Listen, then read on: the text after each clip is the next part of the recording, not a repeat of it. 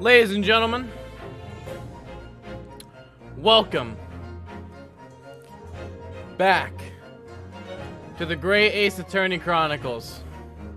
We're here, we're chilling, and it is Shrimping Saturday, chat. It be like that sometimes, man.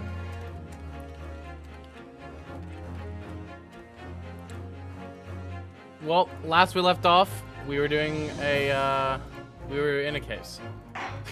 That's all I'm gonna say. Let's go, boys. Bam. Let's just hop right into it, dude. Fuck yeah. Oh, shit. Okay. I have considered the defense's I forgot what was happening. Wait, can I look into the history real quick? I intend to uncover the truth. You still... Oh, we're about to do another summation examination? Oh, fuck. Here we go. Okay. I got work. I have people that won't work. Regard, you do whatever is good for you, my man. I've determined the court must uphold the defense's judicial right to this procedure. Let's fucking do it. So, counsel, will you now proceed with your second summation examination? I presume the jury is ready, Mr. Foreman. We are, my lord. Oh my god, it's been a while. I forgot the voices, dude.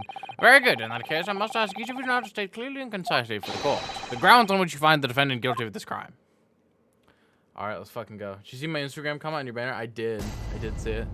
Judicial findings. The jurors' contentions. The accused left behind evidence at the scene, didn't he? Those 3 books of his. If there was some novel alternative explanation for how the victim was stabbed, I might reconsider. Even if the woman was throwing books, it can't be related to this crime if the window is closed, can it? Dear me, I was only a little book, hardly life-threatening even with a direct hit. Look, I just want to get this over with. If I don't bring home some pay tonight, I'll be in a tiny bit of trouble. Come to think of it, we had a fire at home a while ago, gave me the sneezes. I'm gonna send you a message on Discord. Okay, okay. Yo, what's up, Sniper Panda? How's it going? Yes. Considerably more tangible arguments from all members of the journey this time around, it seems. With one notable exception, of course. My learned student friend was unable to find fault in the previous witness testimony.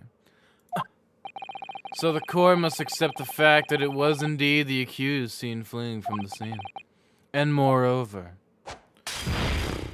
Fuck yeah, dude. No one else was even at the scene to commit the crime. Well, if the eyewitnesses are correct, it would seem as if the conclusion is somewhat set in stone. I fail to see how it can be argued any other way. That means, I'm afraid, that during this summation examination, it's essential that you establish some other tangible explanation for the facts. But how? What would even constitute a tangible explanation here? Isn't it obvious? Who stabbed the woman and how? Those 2 details are all you need to provide. Simply give us a name and a method by which the attack was conducted. And there I was thinking this might be hard. But Mr. Naruhodo, you have to do it. Otherwise, this really will be where the trial ends. No pressure then. That's quite enough preamble. Proceed with the summation examination, please. I presume you are prepared, counsel. Oh, yes, my lord. Right, Ryunosuke, focus your mind now. Focus, man. Clearly, the key to this summation examination is going to be juror number 4, the maid. Or should I say, Mrs. Garrett-Ebb. We have a book that disappeared from the Garrett-Ebb's house on the evening of the incident. And the 4th book found in the victim's hand. There must be a way to link the 2. Yes, that's what we have to find. Using every technique I've learned in my short career so far. Whatever it takes. Don't forget to keep an eye on Mrs. Garrett-Ebb and how she reacts. Even to the things other people say. Okay, okay. I see what they're saying, man. Jury examination. The defense's rebuttal. I love this song, by the way. It's actually so good. Hold it! Hold it! But as we now know, there were 4 books, not 3. Well, what difference does it make? There's every possibility that the 4th book, in fact, belongs to the defendant's landlord. Yes, that's the part I have a problem with. Sorry? Well, at the point the woman was stabbed, this landlord fellow was at home, wasn't he? If you say so, ma'am. Enjoying a fiery scrap with his wife or something, you said. That's not exactly how I put it, no. Well, anyway, the point is, the fellow and his wife were somewhere else when it happened. I think that's what you call a strong alibi. So it couldn't have been the landlord who did it, which only leaves the Nipponese fellow. Honestly, I can't see what all this palaver's about. It's a done deal, isn't it? I suppose it is, since I have nothing witty left to say. There's some novel alternative explanation. Okay, hold on. Hold it! So, you might be willing to change your decision, you mean? Oh my, such delight on your face. But I'm afraid I shan't be swayed by emotion. Despite what you may think of me, I am a very modern, metropolitan, and rational woman. That's great. Still racist, though. I remember that about you. If one reads the morning papers, it's all forgotten by tea time, isn't it? So why read them in the first place? You see? Modern, metropolitan, and rational thinking, wouldn't you say? And not at all extreme. As I see it, an overwhelmingly suspicious Japanese man has been implicated by overwhelmingly strong testimony. I'm late by 11 minutes, I'm so sorry. Crisis, man, crisis. Yo! He said, I sent. Thank you, regard. I will read it some point. Bro, dude, can I make that louder, bro? I feel like it's so quiet. I don't know how to make it loud. I closed it on accident. Hold on, I closed the stream thing on accident. Just sit here and cat jam to the music for a second, chat. It is a cat jammer, though. Like, this music is so fucking fire, though. High key. I'm cat jamming. One whole sub? Yep, the incentive is sub. Question, will reapplying for mod apps be allowed? Yes, yes. Yeah, okay, there we go. So despite one or two minor puzzlements, I do declare the man is overwhelmingly guilty. Modern, metropolitan, and rational logic, wouldn't you say? Overwhelmingly. But us modern gals are always allowed to embrace new fads, you know? So I'd only too happy to consider an exciting new theory if you'd come up with one. I'd be happy to do that too, if only I could. Let's do our very best not to disappoint the modern and metropolitan young lady. Right. Glad you omitted rational there. Even if the woman was throwing books, it can't be related to this crime if the window was closed, can it? Hold it!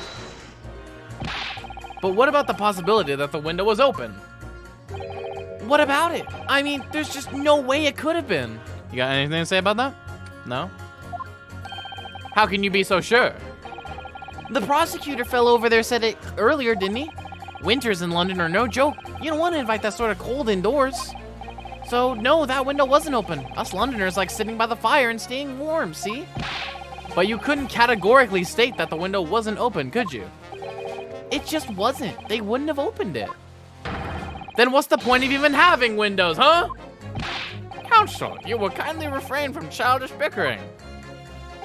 Oh, sorry. There's no use for them. Somehow I need to show there's an undeniable possibility that the window was open. Because this young man isn't going to budge otherwise. Hardly like, even with the direct hit. Hold it! Yo! Yo! Crisis gifted a tier 1 sub to Cream Cheese. Dude, GG's chat, we have hit the overtime incentive today. So we'll be going 3 hours in today's stream.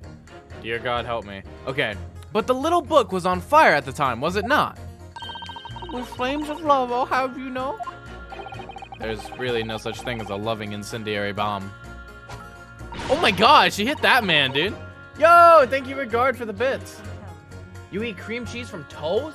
Chat, can you guys hear the TTS voice? It's a little hard to hear on my end. I really, really wish I could make it like a lot louder. I don't know how though. I can't hear it. Fuck, dude. I want to make it louder. I don't know how. Like, I dead ass. I'm trying hard.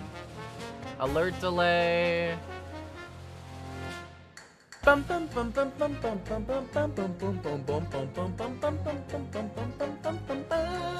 love this song, dude. It's so cool, man. Dude, how do I even get TTSs again? I literally forgot. I think it's like a stream. Thank you for that.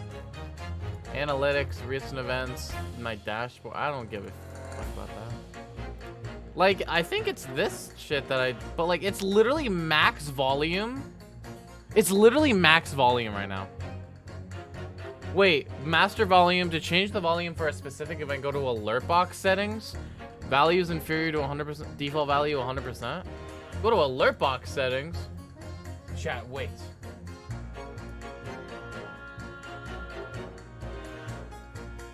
Wait.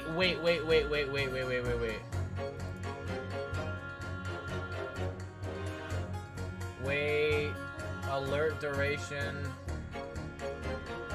Dude, I don't know, bro. I'm trying my hardest, man. They're all at 100%. I don't know, dude. The music's got me cray-cray right now. Not the font. Messages? Yeah, I don't know. I'll look it up later. I don't have time to do it during the stream right now. I'll look it up, though. I really want to fix it. This lady would main Jigglypuff? I agree. Catch me up, won't you? What did I miss? We're doing another summation examination because they all think he's guilty again. He brought upon himself with a fiery laugh, isn't it? Well, don't you agree? Oh, well, any kind of betrayal is certainly a bad thing, yes. But I think the argument might have arisen out of your misunderstanding, Mrs. Garrett. Never you mind that. The point is we're just having a trivial dispute, nothing more. And I won't have any more of these suggestions as it was anything whatsoever to do with this crime. Right, well, we'll see about that. But what about juror number 5?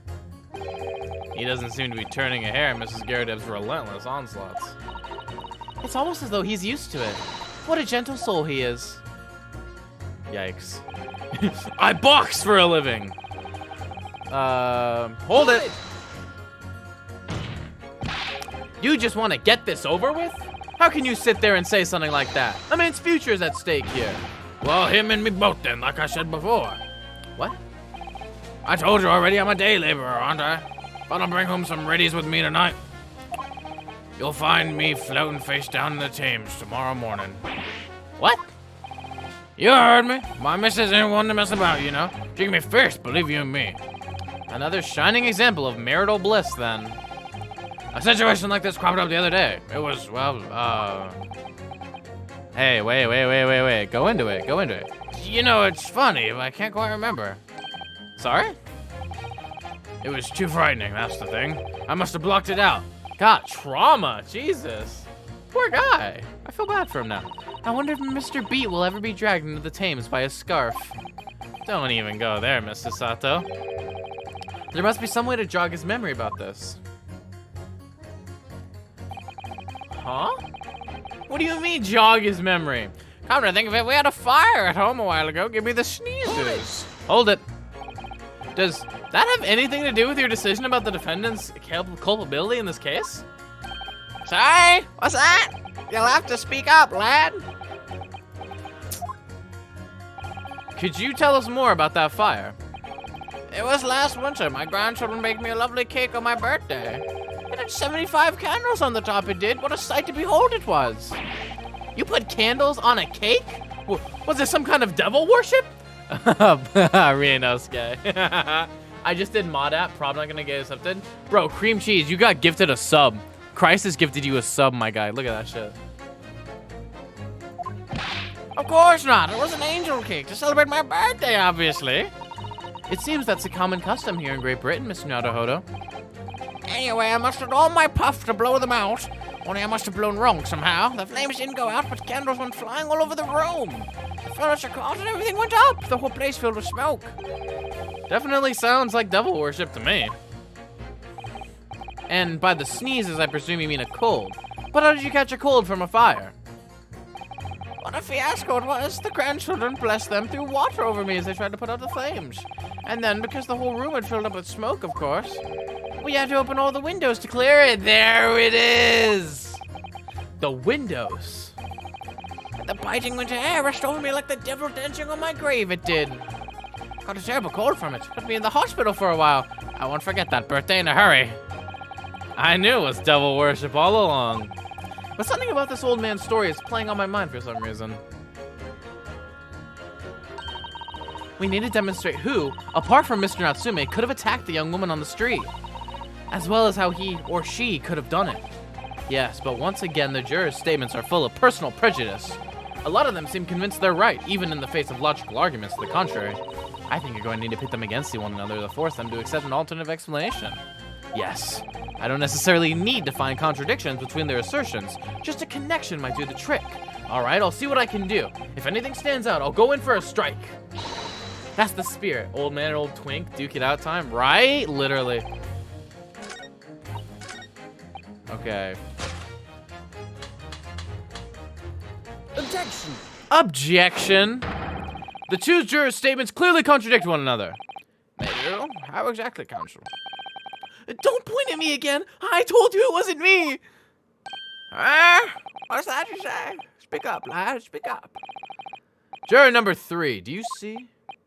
Oh, me? See what, sir? Did you hear juror number 6's account of his birthday celebrations last year? It seems, despite being a Londoner, he once opened his windows in the middle of winter. Well, yes, of course, because it was an emergency. I mean, obviously, if the room was filled with smoke from a fire, then you'd be mad not to open the... Oh! Exactly! On the day in question, at the time of the incident, there was a fire in the Garadeb household. And Mr. Garadeb had the following to say about it. The whole place filled with smoke. Oh, my hat! Hey! Excuse me. Excuse me! What do you have to say about juror number 4? Do you have something to say about that?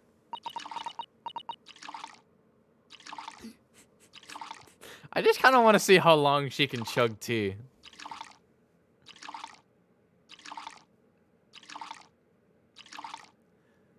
Chat's having a good day so far? Sent mod app, that's cool regardless. Is it advantage if you know everything you can get banned for? Could be, maybe. Drink tea responsibly. You know, I'll have a drink myself. Okay, moving on. Ugh! Mrs. Garadeb! Stop drinking tea! Oh, dearie me. What is the meaning of this? How dare you imply I'm hiding who I really am? It's imperative that you confirm something for the court. So please, it's time to drop the pretense now. What is it? When the fire started in your house that day, did you or your husband open the window? Well, I beg your pardon? What are you insinuating? The room would have been thick with smoke after the carpet and bookcase caught fire as they did. In a situation like that, it's inconceivable that you wouldn't have opened the window. And what if we did? Oh, all right then. Yes, you're right. My husband was frantically trying to open the window, which can't have been easy since I continued to give him the justly deserved book battering. Even though your house was on fire? Oh, you never stop throwing until the anger subsides. It would be terribly bad for the nerves to do otherwise. Of course. Should have realized. That's a significant step forward, Miss Naruhodo. You've managed to establish that the window was open. We simply must have that added to Mrs. Garadeb's formal statement.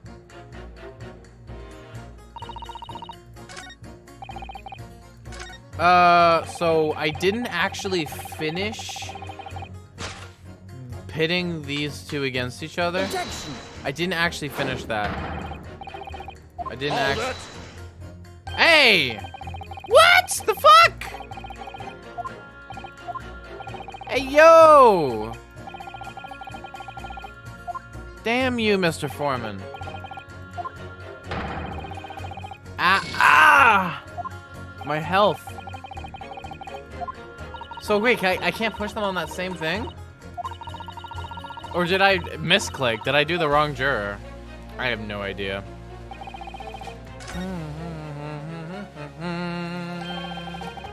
Alright, the window was opening when the Garadebs were arguing that day. Yes, Mr. Garadeb has finally admitted to it, which is a very significant victory for the defense. I feel like the fog's starting to clear, and an alternative explanation to this case is starting to show itself.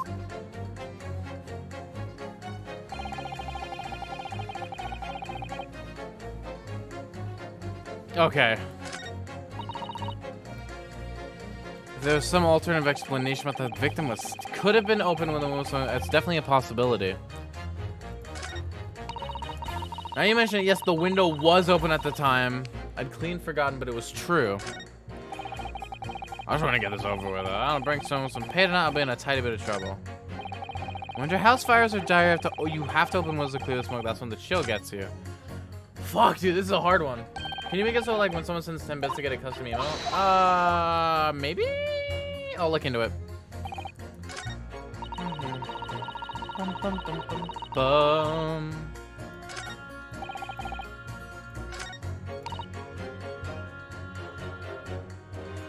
Fuck, dude, I'm not sure. I'm not entirely sure, man. So... Okay, it's probably juror number 2, right? Did you know the dude's being defensive and he's I am innocent? That's funny, man. The 3... Hold it! Maybe let's press again. As we now know, there were 4 books, not 3. Well, what difference does it make? There's every possibility that the 4th book belongs to the defendant's landlord. We read this before. Yes, that's the part I have a problem with. Sorry. Well, at the point the woman was stabbed, this landlord fellow was at home, wasn't he? Enjoying a fairy scrub with his wife or something, you said. It's not exactly how I put it. Well, anyway, the point is, the fellow and his wife were together when it happened. So he called a strong alibi. Couldn't have been the landlord, which leaves a Nipponese fellow. Honestly, I can't see what the... Okay. Whew, okay.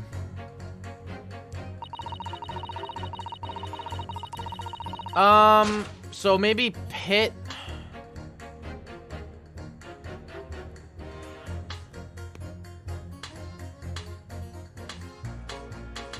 Oh, wait, maybe?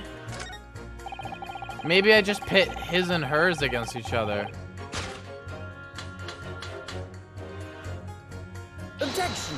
Nah. Fuck, I didn't save. I didn't save.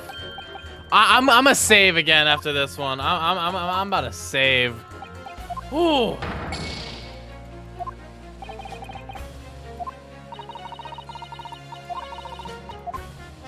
They're all kind of saying the same shit.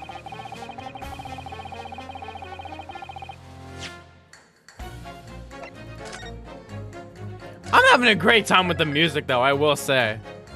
The music is so fucking good.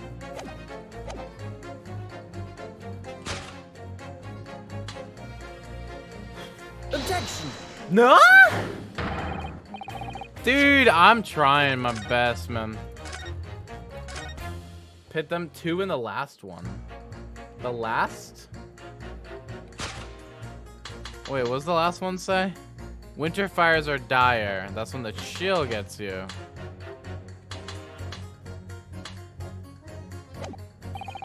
Okay. I'll try it. I'll try it, man. I'll try it. Objection! You're wrong. You're wrong, Crisis. We're all wrong, man. Okay.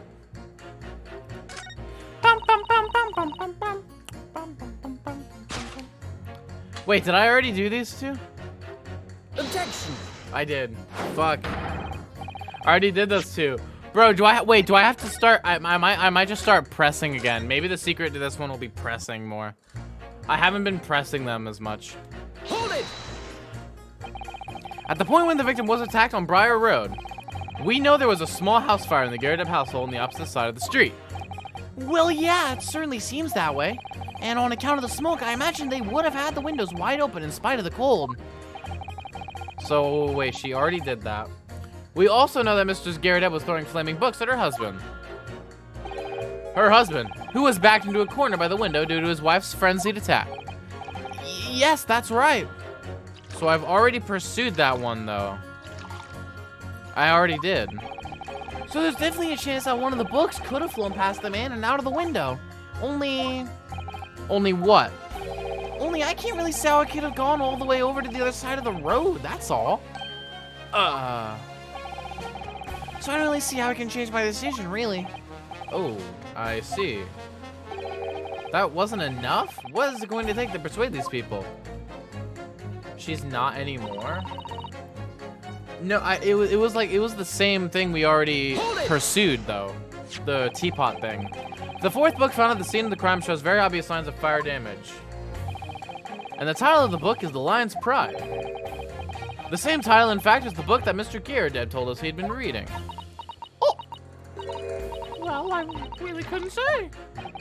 On the day in question, did you or did you not throw at your husband the copy of The Lion's Pride that he had been reading? I did. It was the first thing I could lay my hands on, so I hurled it straight at him. And now you come to mention it, yes. He was rather enjoying reading it, you're right. Why did you not reveal this information to the court from the outset? Because I couldn't, you insolent little man. I didn't remember. At times like that, you pick up and throw whatever you can lay your hands on, as well you know. I really don't. I barely noticed I was throwing a book, much less the title of it. Hey, Excuse me. sir. What do you got to say about that? What is it, juror number 5? You know something? I remember what it was. That memory I blocked out. My trauma. The old lady has a problem, bro. There's a lot of characters with problems in this game. I was listening to what Granny was saying. Brought it all flooding back. Oh, you kind of gritty, you cheeky devil. I'm Mrs. Ghirardelli or the maid, I'll have you know. The man doesn't even flinch. Please tell me that's not because he's so used to being hit all the time. It was about 2 weeks ago now. I just back home after work, like. I put my hand in my pocket for the wages I just earned that day, and I nearly died. There was a hole. Every last penny had dropped out. Oh dear, what a disaster. You haven't heard the half of it, boy. Oh? The wife was cutting up some chicken at the time. I could hardly get the words out, but I told her straight. I've lost the day's wages, love. Next thing I knew, the blade was whistling past my ear. Stuck into the wall next to me, it did. About an inch deep.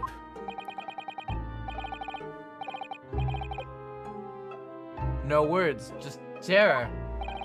I can smell it then, you know. That gold rope was sent to the Thames. I was sure I was going to end up face down in the money banks that night, I can tell you. No, that's a real disaster, isn't it? I'll never use the word lightly again. Anyway, the point I'm trying to make is this. When women lose their rag, they'll throw anything at you. Knives, hatchets, hammers, you name it. Miss Naruhodo, you mustn't think that all women are so short-tempered and unrefined. No, I wasn't thinking that. Throwing household objects at people is, well, it's so uncivilized. Obi-Wan Kenobi would never.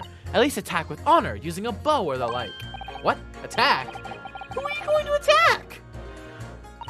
Never mind. Anyway, this man's words. Could be rather significant, I think.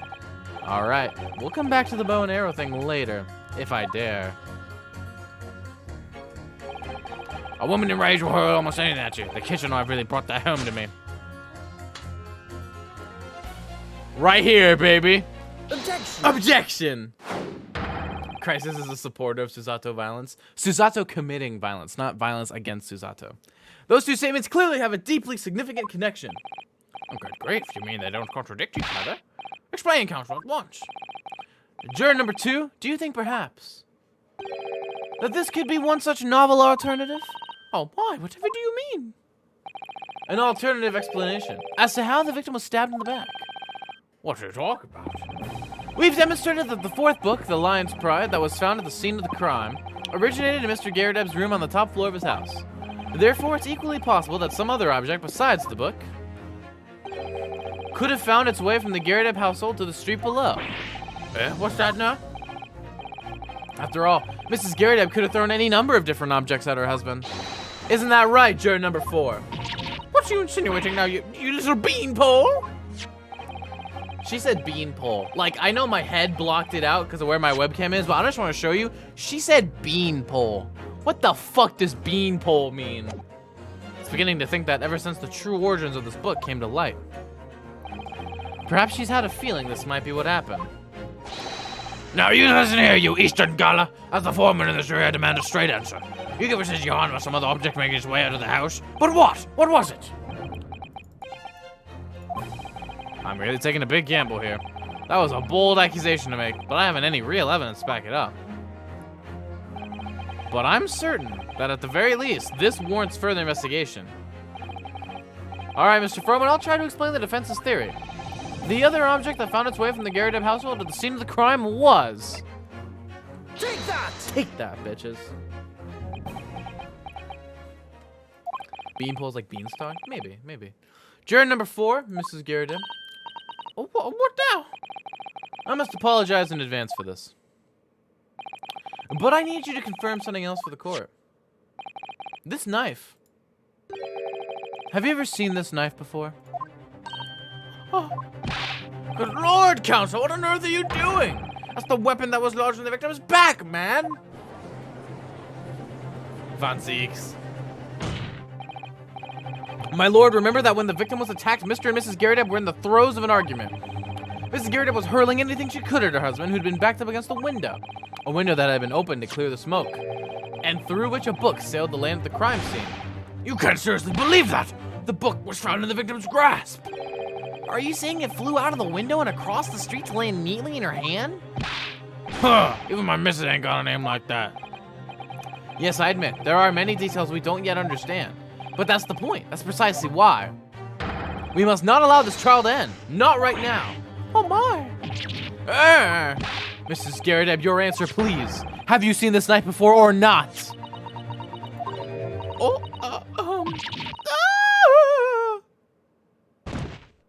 Oh, she fucking died.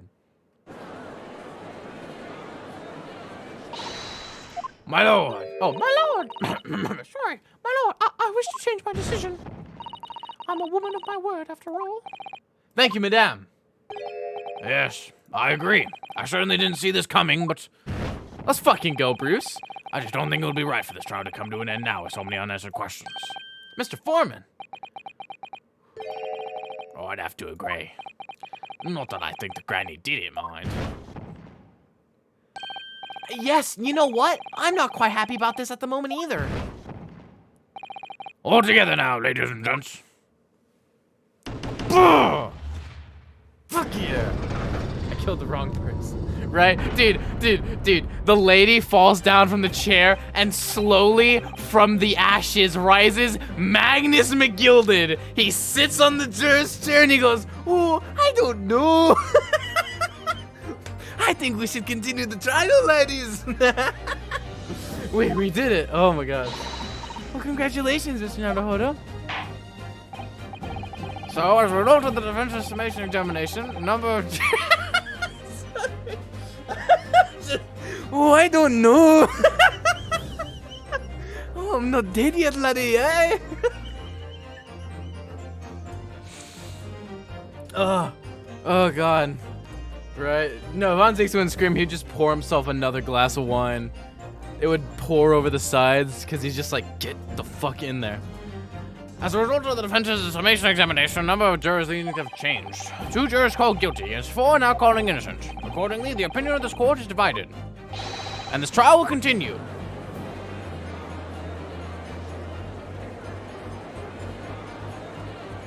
Let's fucking go. He drink from the bottle. Chug. Chug, chug, chug. He chugs sexily. Now then, Lord Van Zieks, how did the prosecution wish to proceed? Drunkenly, Your Honor. This trial is rapidly descending into a farce.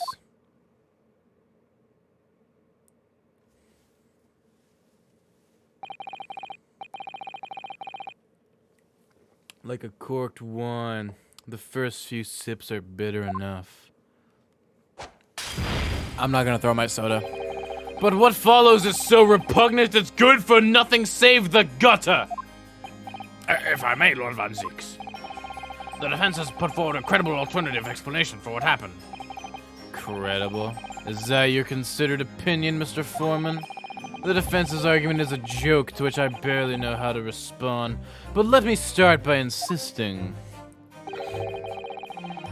that you all must familiarize yourselves better with the relative positions of those places being discussed. What do you mean by that? What's his angle this time? It should already be more than apparent that between the crime scene and the Garrett household runs a rather wide street, Briar Road. Which means that the distance from the Garrett house to the scene is some, yes, 15 yards. Let me see, 15 yards? That's around 14 meters. 14 meters? Oh, that's a little farther than I'd imagine. Hear me out, kissable man? Yes.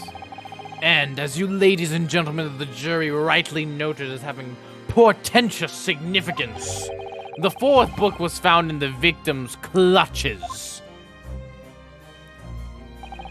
In other words, the smoldering book, wantonly hurled by the lady of the house, traveled some 15 yards to land on the opposite side of the road, neatly between the collapsed victim's fingers and thumb. Is that your final conclusion, my learned and deluded friend? And did the jackknife follow a near identical trajectory to plunge into the middle of the victim's back? This fantasy is somewhat stretching the notion of having a bad day for the victim, I think. Just my opinion, though. Even those pathetic serialized detective stories have more believable plots. What if the worker's wife was the one who threw the knife? There we go, boys. There's nothing I can say to that. That prosecutor loves the sound of his own voice. So do I, dude. Mr. Zato, serialized detective stories are pathetic, are they? How dare he? Maybe let's pick our battles here. My lord, might I be allowed to speak? As judicial assistant, you may speak for the defense, yes. Go ahead.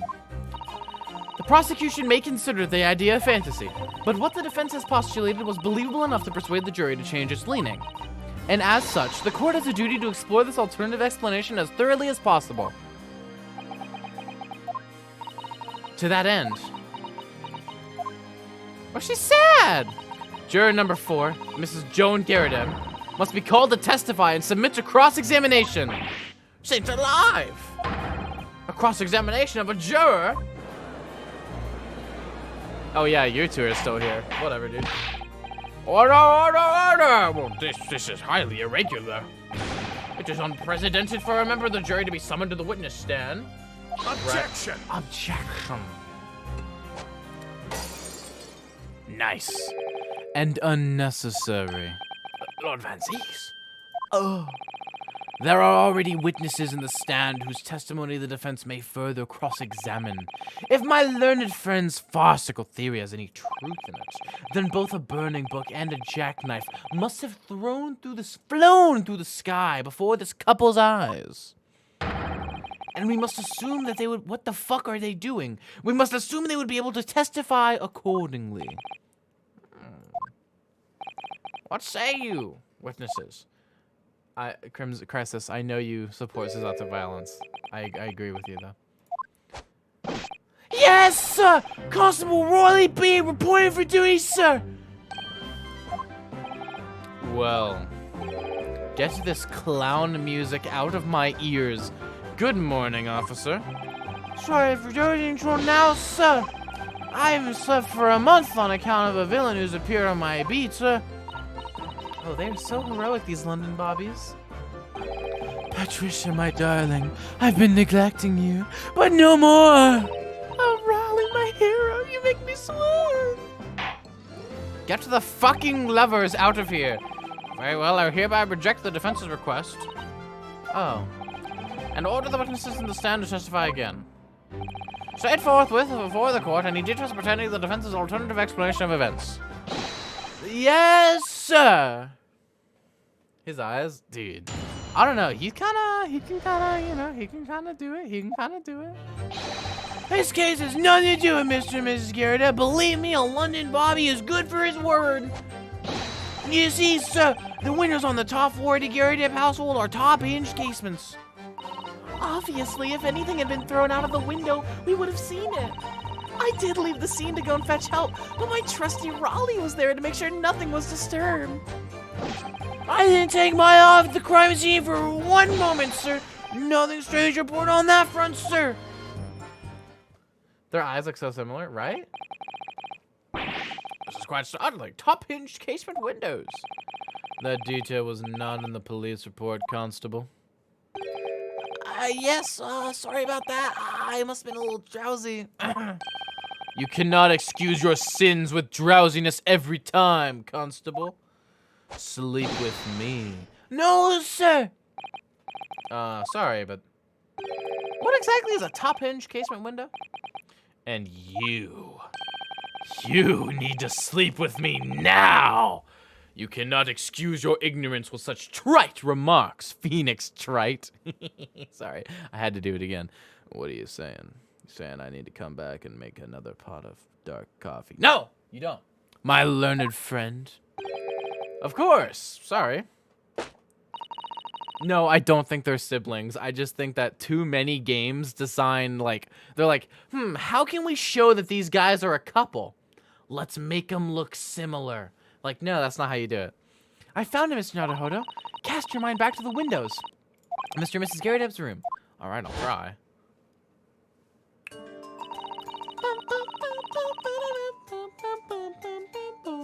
So the window opens in order to allow air to circulate inside the house. It was common in London back then. Oh, fuck. But as it's a top hinged casement window, it swings open along the upper edge, you see? I'm glad you've rectified your ignorance. A casement window's most prominent feature is its stay, a metal bar which prevents the window from being opened beyond a certain amount. It prevents it opening? This is all news to me. Absolutely correct, sir. In other words, if a book or knife would have been thrown through the open window, it would have clattered against the pane and fallen straight down to the pavement below. No. You see the problem then? Good. Your education in Windows is complete. There was never any possibility of either the book or the knife traveling 15 yards over the road. That is, unless the window pane had been shattered, something we've discounted already. That can't be movie. Really, stop looking at that. I'm gonna have to shrug for you. You see that, Raleigh? That young Japanese man just collapsed in agony. Yes, my darling, I saw it. I saw how he crumbled before me. Oh shit! Hey yo! Hey yo! He's the bottom in the streets, but the dom in the sheets, dude. Dude, she might go up to the worker and be like, he asked for no pickles, but he's the one giving her his pickle in the bedroom. Okay, anyways. Oh, Raleigh, you're so strong. How is this happening? Feels like I've taken it up the butt. Haven't even started the cross-examination yet, and my argument's been destroyed. Counsel, if you could drag yourself upright again. You're being fucking dramatic. The court awaits your cross-examination.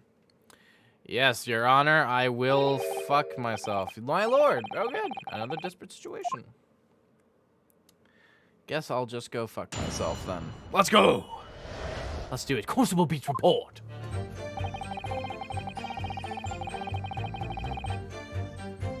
Hold it! Hold it. How can you say that for certain? A very good question, sir. And the answer is this. It has the noble founding principles of the force written on it as Ryan Wallace, policeman of his sworn duty. He showed us that before, didn't he?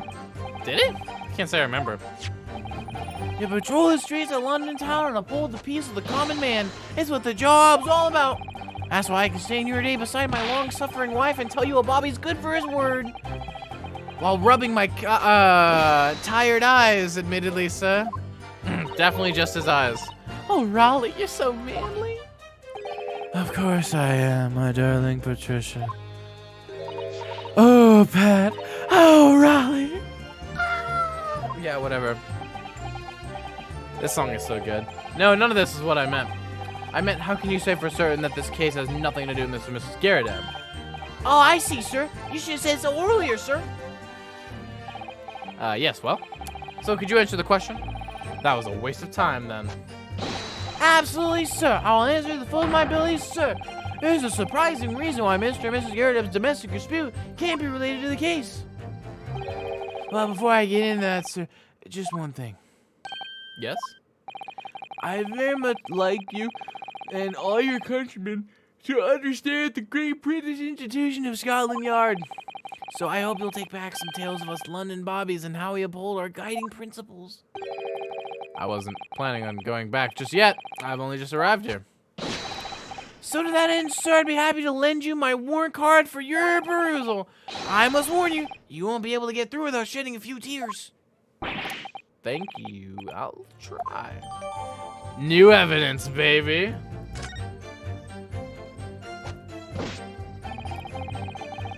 Let's examine that right the fuck now.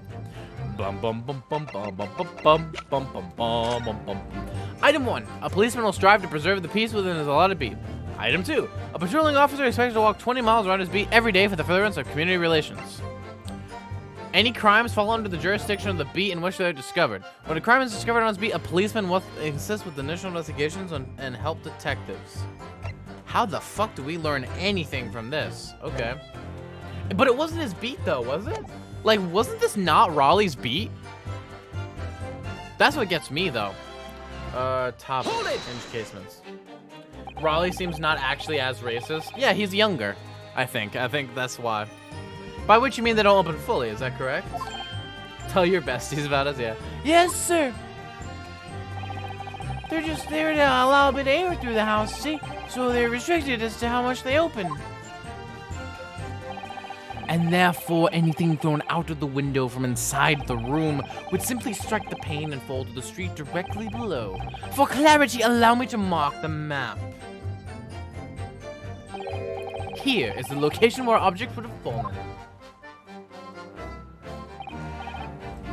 Yes, directly opposite the scene of the crime, on the other side of the rather wide road. Would it have been so hard for somebody to mention this top hinge casement thing before? Well, I have another question for you, Constable. And what would that be, sir? How do you even know? Why would you have any idea what sort of windows Mr. and Mrs. Garrideb's house is furnished with? Aye, well, sir, that's very simple. You see, I helped with the investigation yesterday. Excuse me. Excuse me. She's so cute, though. I like that. This couple is so cute.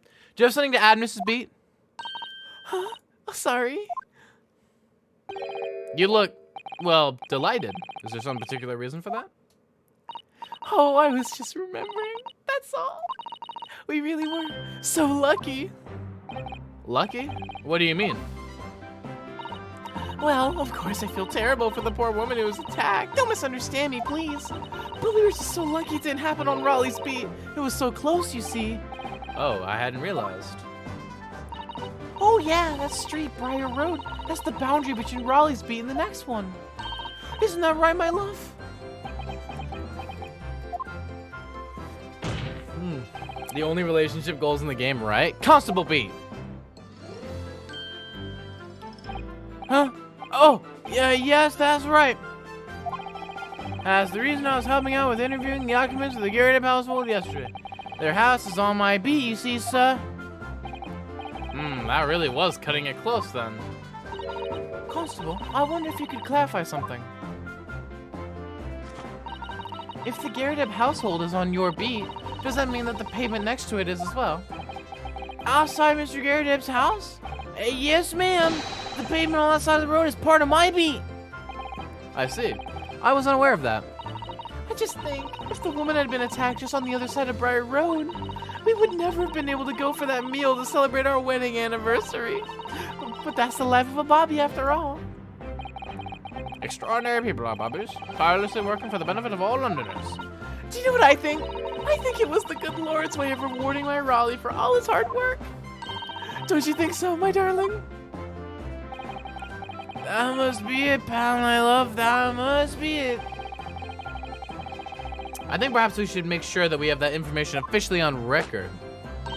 Leave it to me, Mr. Nadahoda. I'll take care of it immediately. Ooh, okay. Yo, what's up? I'm very sorry about that. And now it's my turn, I think.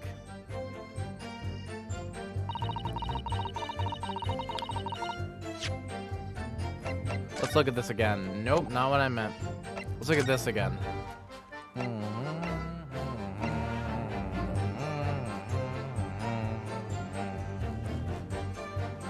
Okay. Incident reports. Pavement. Location, pavement of Briar Road, east side. Reporting officer, Raleigh Beat. No large sign of incident. Okay, wait, so... It was just... Wait, the pavement where the victim was found lies just outside Constable Beat's beat, the board of which runs down the middle of Briar Road. And can we see this again? We'll strive to preserve the peace within. A patrolling officer is expected to walk 20 miles around his beat. Any crimes fall under the jurisdiction of the beat in which they're discovered. When a crime is discovered on his beat, a policeman will step through initial investigation and help detectives. So, this seems to contradict the evidence, I think. We would have. Can I go back? I did leave the scene to go fetch help, and my trustworthy Raleigh was there to make sure nothing was disturbed. I ain't taking my eye off the crime scene for one moment, sir. All right. I'm so sorry, Mr. Naruhodo. I had no right to speak out. What do you mean? I requested the cross-examination of Mrs. Garrett without consulting you, even if the judge did deny me. Oh, I see. Well, I agree with you. We do need testimony from Mrs. Garrideb, if we're ever going to get to the truth of this matter. Do you really think so? Well, think about it. No matter how far it is across from the road or how that window opens, Mr. Garrideb's book found its way to the scene of the crime somehow, didn't it? You're right. And then there was Mrs. Garrideb's reaction to me showing her the knife. The woman's hiding something. I'm sure of it. You're right again. We need to use this cross-examination to uncover more clues. We'll get to the bottom of this one way or another, I swear. Yes. A London Bobby is good for his word. The windows on the top floor of the garret. Okay, wait. Let's just press the rest of the things real quick. Hold it! But according to my notes here, the sun had gone down already and it was dark. Oh, but Raleigh and I were strolling along, gazing at the night sky and looking for our lucky star. Sorry? The star that will guide us to eternal happiness. Can't it guide you to answer the question? If a flaming book had cut across the sky in front of us, it would have lit up like a shooting star. And if I'd seen a shooting star, I would have made a wish upon it. Let Raleigh be an inspector, I would have said 3 times at least. Oh, of course, with the smog and everything, we couldn't actually see any stars. In short, are you trying to say that neither a book nor a knife crossed the sky before you? Yes, sir, that is correct, sir. As sure as the night sky in London is starless, sir. It certainly seems like they're telling the truth. And then we saw the poor woman fall to the ground, so we ran straight over to help her. I did leave the scene to go fetch help, but my trusty Raleigh was there to make sure nothing was disturbed. Hold it. Yes, you said that you went to a nearby police box to fetch another officer. Is that right? That's right, yes. If it had been on Raleigh's beat, I would have known exactly where I was going, of course. Don't feel bad, my love. You can't be expecting the location of every police box on every beat. So Raleigh told me the way, only I sort of got a little lost on the way. Patricia, my darling, that's why I love you. Your terrible sense of direction is bewitching to me. What the fuck? Oh, Pat. Oh, Raleigh. That's lovely. Oh, please. So I suppose I was gone for about 15 minutes. But like I said, my Raleigh was at the scene the whole time, making sure nothing was disturbed. I was off duty at the time, of course, but a true Bobby is never really off duty, sir. I ain't take my eye off your crime for one moment. Nothing to report. That's correct, sir. I had my eyes wide open the entire time, never looked away for a second. No one else approached the scene and nothing was removed from it. I can swear to that on the yard's honor, sir. Really? That seems a little strange. Beg your pardon, sir. Strange, sir. Seems altogether regular to me. This burnt copy of the Lion's Cry was originally in the Garrideb household. So the question remains, how did it find its way into the hand of the victim? Can you shed any light on that, seeing as you were at the scene of the crime the entire time? Aha! Could it be a different copy, sir? One that just happened to be burned as well? Even if that were possible, why would the victim have been gripping a book like that in her hand? As we can see from the photographic print, she had a bag over her shoulder. Well, sir, that book was in the lady's hand from the moment we arrived at the scene. Is that so? There's something about this statement that's not sitting right with me. The two mysteries of how that knife ended up in her back and how that book ended up in her hand. There might be some common thread between them. Can I ask you something? Please, Mr. Lawyer, sir? Yes, of course. What is it? You're doubting us, aren't you? I can tell. What? I wasn't really, what's she doing? Please, just because I'm a woman, it doesn't make my testimony any less valuable. You might just see me as the wife of a policeman, but I'm a woman of my word, I am. I really don't remember ever suggesting that I doubted you. No excuses. I don't want to hear it. My voice will be heard. My lord, you'll let me speak, won't you? Yes, Mrs. Beach, I will allow you to supplement your testimony if you so desire. Sometimes the path of the least resistance is the sage one. That was a very loud mutter. I heard that. That Japanese man thinks a policeman's wife's word counts for nothing, does he? Well, watch out, sir. I might let you get away with something like that, but my Raleigh won't. Duly noted, Mrs. Beat. Please, I humbly ask you to continue. What could she possibly be about to say, I wonder? Dude, literally their testimony has always been bulletproof, and then Patricia just has to add something on the end, and it ruins everything. I know what I saw. My eyes never let me down. My sense of direction is a little off sometimes, though. Hold it! Mrs. B, nobody is questioning what you've told us. I saw it, I did. That evening I saw it clearly. The little Easter man with the whiskers and the funny curved back slinking away from the scene. Huh. And I know what I didn't see as well. I didn't see any flaming books or knives flying through the sky. All very clear. You also mentioned something about having a poor sense of direction. Oh, yes, well, that's a little embarrassing, really. I'm always ending up at the wrong place when I've made arrangements to meet Raleigh. He gets ever so cross. Excuse me. Excuse me. Constable Beat, is there a problem? My wife is choking me slowly, sir. Please help me. I'm dead now. No, sir, no problem, sir. Did your wife's remark just now bring up something to mind, perhaps? Oh, well. Yes, sir. I was just remembering the same thing happened that evening, is all. You mean Mrs. B lost her way on the night of the incident? Well, you see, I sent her off to find a police box the next beat over from mine. But she was gone a fair bit longer than what I was expecting. I thought she'd be back inside 10 minutes, but my darling was gone a good 15. Oh, Raleigh, you're such a tease. Whoa, hey, now. The reason I was gone so long is because of the bouquet, silly. The bouquet? Sorry, what bouquet are you talking about? Oh, it was a present for our wedding anniversary. Raleigh's so romantic. He saved up for it with farthings and halfpennies he found in the gutter while doing his rounds. Yes, how romantic. I'd forgotten all about it until just now. Had you, my darling? Oh, yes, but that was just between us. No talking about it to anyone else, darling.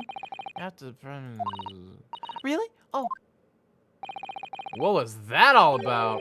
Constable B looked very obviously troubled during that exchange. I'm afraid I can't offer any useful insight, Mr. Nodahodo. But I'm quite sure of one thing. We have to ask Mrs. Beat about the bouquet. Mrs. Beat, the bouquet you just mentioned. I'd like you to add details about it to your testimony, please. oh, really? Yes, I'd love to.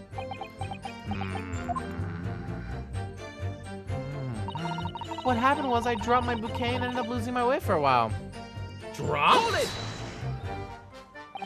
You mean you dropped the bouquet at the scene of the crime? Yes, that's right. Oh, I was so upset.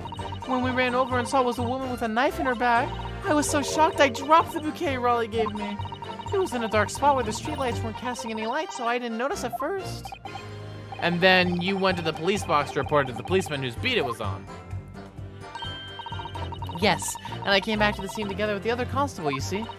That's when I spotted my bouquet again. But the funny thing was, when I went to pick it up, it was nowhere near the victim's body at all.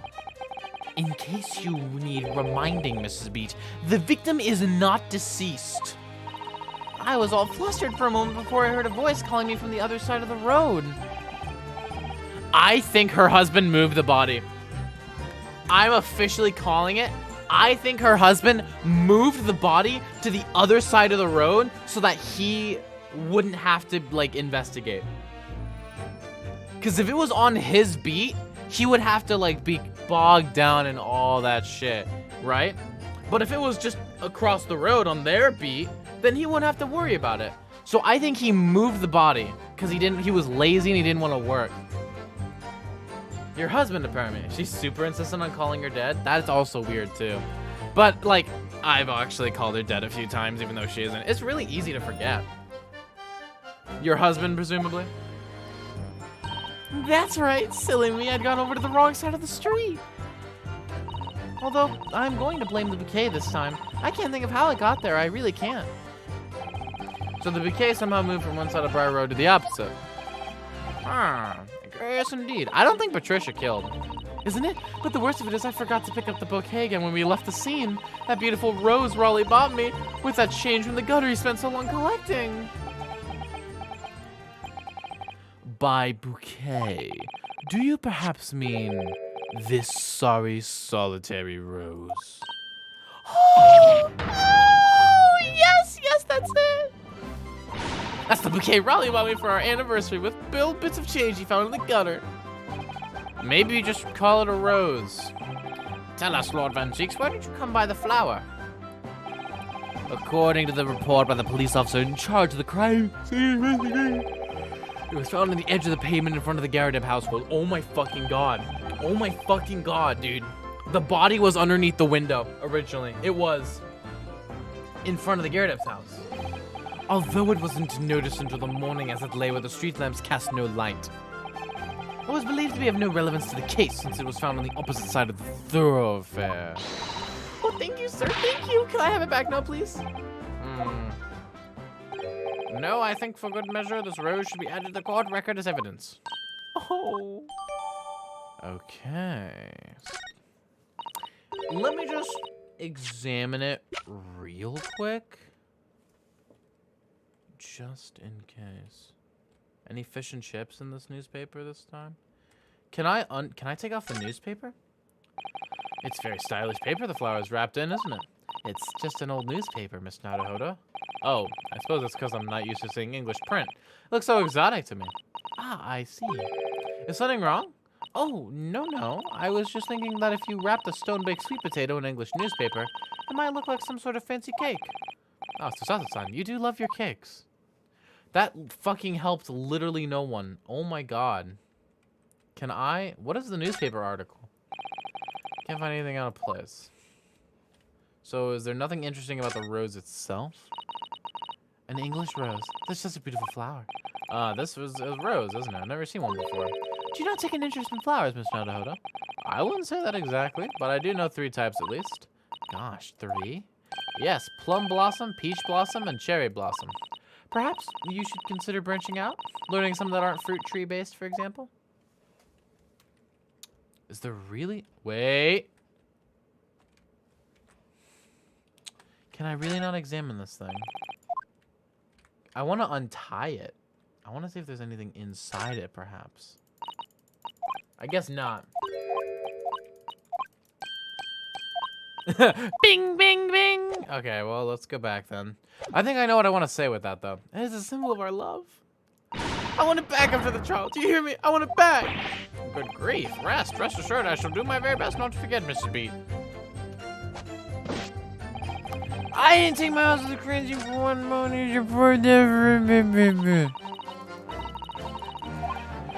Yes. The whole idea of an invisible attacker has been troubling me all along. But I believe I'm starting to get a picture of what really happened here now. The 4th book that had no business being at the scene of the crime made me sure that Mrs. Garrideb was hiding something from us. But it's becoming increasingly clear that someone else has been hiding something from us as well. I think I may already be armed with everything I need to strike a decisive blow here. This time, it's going to expose the whole truth about the mysterious affair.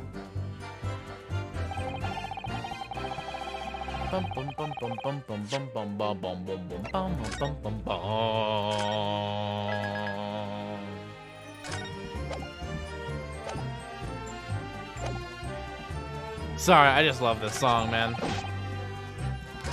Top hinge casements. If anything may have thrown out of the window, we would have seen it. I did leave the scene to go fetch help. My trusty Raleigh was there to make sure nothing was disturbed. Alright, it's this one. I dropped my bouquet and ended up losing my way for a while.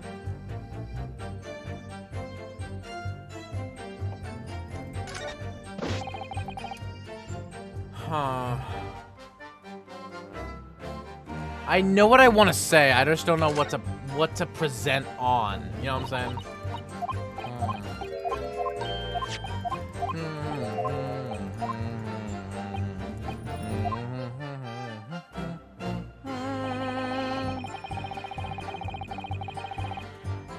Maybe it's this one?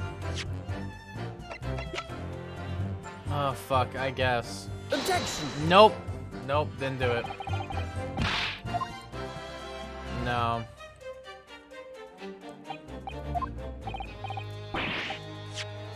Yeah, there's nothing striking about that, boys.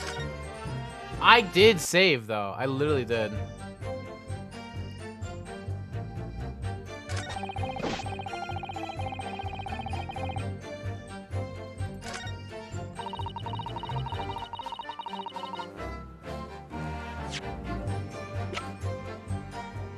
Objection! I wonder if I wonder if I need to present the rose or something else. Because I'm not entirely sure. This is a rough one, man. Ah, nothing was disturbed. Nothing was disturbed. Nothing was disturbed. Objection! This might be it. The witness's last name is clear this piece of evidence. No, it's not, bitch. Loser. Actual nerd. L plus ratio. Plus your friend died. Plus Suzato-san is 15. Plus you suck. Plus you slap your face. God damn, bro.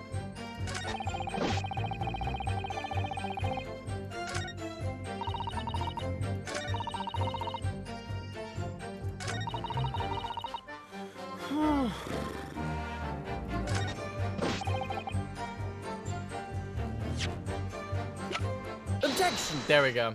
I knew what I wanted to say. I just don't know what to present it with. Okay. You claim, Constable Beat, there was nothing to report in the 15 or so minutes you were guarding the scene. But that cannot be. What do you mean to say? In your testimony just now, Mrs. B, you explained to the court that when you arrived back at the scene of the crime with the policeman assigned to that beat, the bouquet you had dropped at the victim's side was no longer anywhere nearby. Objection! Yes, the opposite side of Briar Road to where the victim was attacked. But considering the size of that meager bouquet, if a single sorry bloom can be so described, no doubt it was blown in the wind across the street, back into the gutter where it belongs. Meager? Objection! Objection. It's not meager, it's wholesome. But if that were the case, why did Constable B not testify to the fact? No one else approached the scene, and nothing was removed from it. Constable B swore to that on Scotland Yard's honor. But the bouquet belonged to me. It has nothing to do with the case. That's why Raleigh didn't mention it, I'm sure. No, because sadly, it's not only your bouquet we're talking about here. More than one thing in this case is mysteriously the wrong way around. What are you talking about? Think about it. Besides Mrs. Beat's bouquet, there's Mr. Garrett's book. Mr. Garrett's copy of The Lion's Pride, which was thrown out of the window by his wife, would have struck the pane of the casement window and landed here on the west side of the street. And yet, it was actually found here on the opposite side of the road in the victim's hand. Meanwhile, according to the testimony we've heard, Mrs. Beat's bouquet should have been dropped here at the scene of the crime on the east side of the street. But in fact,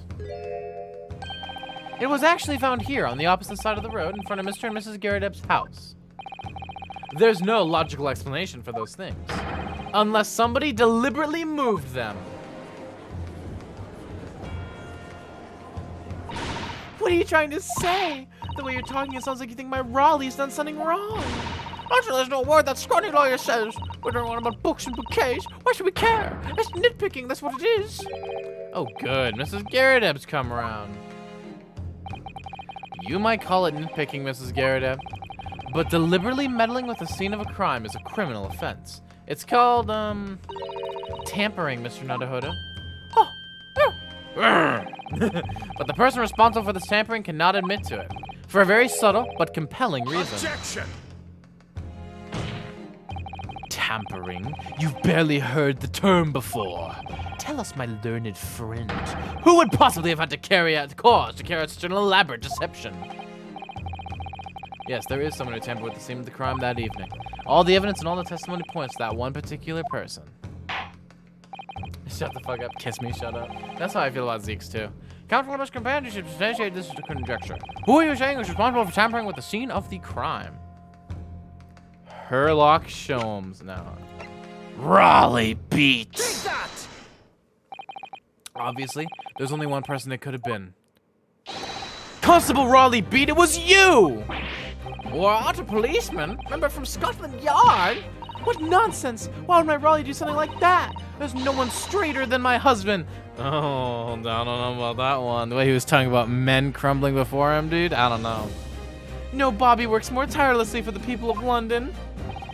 Mrs. Beat, you said in your testimony that your husband asked you to go to a nearby police box to fetch the officer on duty. The 15 minutes that you were absent from the scene is the only opportunity anyone had to tamper with it. You're making it up. It's all nonsense. It's all lies. What about the Japanese man with the whiskers? I bet it was him. He did it. Objection. If that was true, Constable Beat would have seen him do it. Oh. And forgive me for pointing it out, but when you dropped your bouquet, Mrs. Beat, it was after the defendant had fled the scene. Well... Objection! Objection. First, you make accusations about the landlord and his wife, and now you incriminate a policeman as well. But your accusations lack one very important thing. Your claim the crime was tampered with. But there is only one reason anyone would commit such a reckless crime. To hide something. That's right, he's right. My husband and I just happened to be there. That's all. So why would we have anything to hide? It doesn't make sense. You've offered no motive for this alleged tampering. And until you do, your accusations are nothing but empty threats. Constable B had a very good reason for wanting to tamper with the scene of the crime. That's the key to this entire affair. Miss Naruto, have you managed to solve this mystery? Counsel, have you made a very serious accusation against a London police officer? I'm gonna save, because there are two pieces of evidence I could present here. One of them is probably right, but both of them I could theoretically, you could work. I just don't know which one the game wants. If you are mistaken, I'm sure I need not point out that the reputation as a lawyer will be irrevocably damaged. With that stark warning in mind, you will now explain to the court the motive for this alleged tampering. Yes, my lord.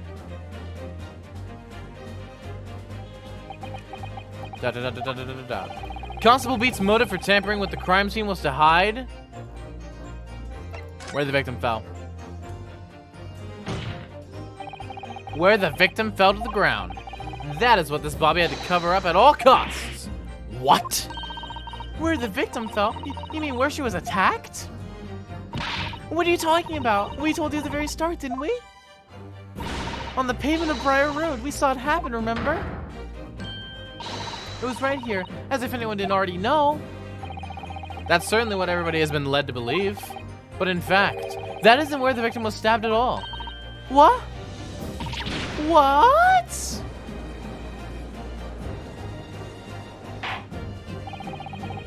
I'm beginning to wonder why this tumultuous trial will end, Counsel.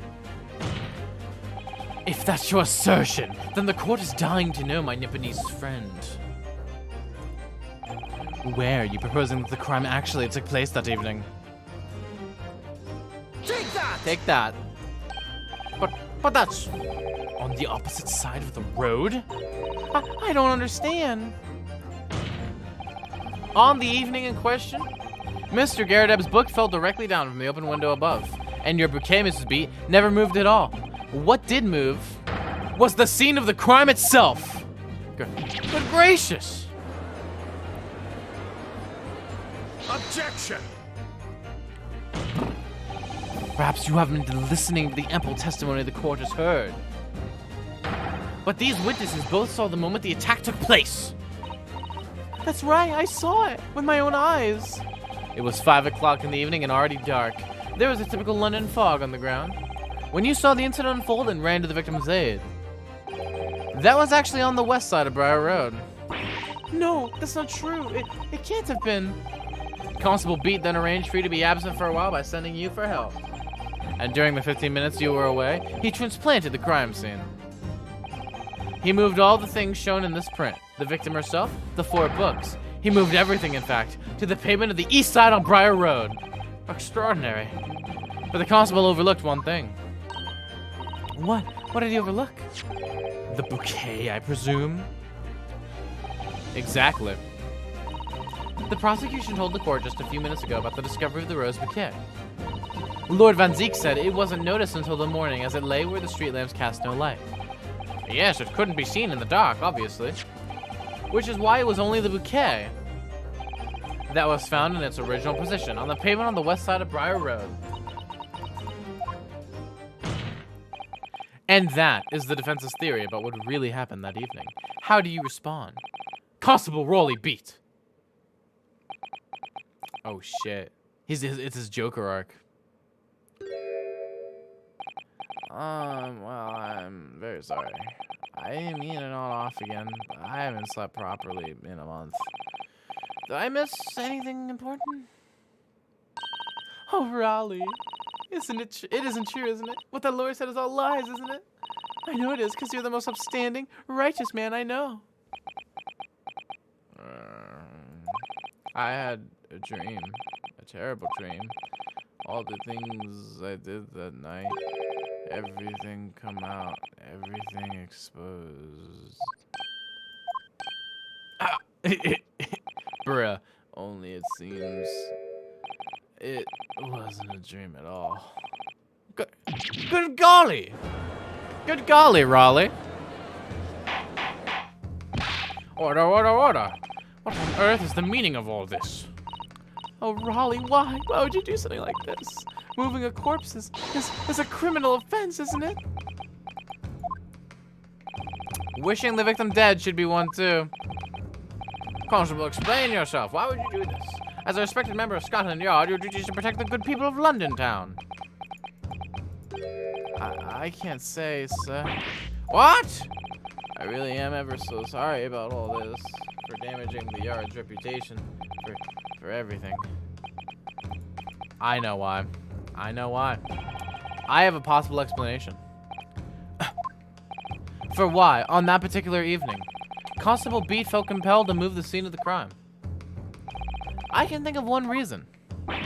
What? How could you possibly know? He's got a frantic sprite, dude. You, a foreigner, presuming to understand the mind of a Scotland Yard policeman. And yet, Lord Van Ziek, it is this foreigner who has uncovered the startling truth of the matter thus far. I believe it would be beneficial to the court to hear this extraordinary young lawyer's theory. Counsel for the defense, if you please. Yes, my lord. Now then, I think you had better show us some evidence. At once, my lord. England, Japan, it makes no difference where you come from. Human emotions are the same. And I think I have a fairly good idea of the feelings behind this man's actions. What gives away the motive for Constable Beat's unthinkable actions? What gives away the motive? There's two things that could work here. I don't know which one they want. There's two things that could work. I don't know which one they want. I'm gonna do the blue book, but it could also be the court Take that! overview. Okay, no, it's this one. I realize that I'm a foreigner in this land, and I've only just arrived from Japan, which is why all this information about London's so-called bobbies is completely new to me. I've learned that, though. Honorable. Patrolling the beat is the most demanding work in the world, for example. Keeping the peace, looking after the citizens on his beat in all kinds of ways. There's no doubt that the young bobby is charged with a great deal to do each day, certainly. But for Constable Beat, the day in question was special. Special? How? On account of this bouquet, my lord. Oh yes, it was our very first wedding anniversary. Constable Beat had worked so hard to be able to afford this simple gift for his wife, and was so looking forward to taking her out for a celebratory meal. When he and Mrs. Beat stumbled upon a crime along Briar Road. When he saw that shadowy figure through the fog collapse on the pavement ahead of them, what must have gone through the man's mind? But sir, just on that one picture, I was looking forward to celebrating my wedding anniversary. Mrs. B puts up a lot being married to a bobby like me. I want to show my dear wife how much I care.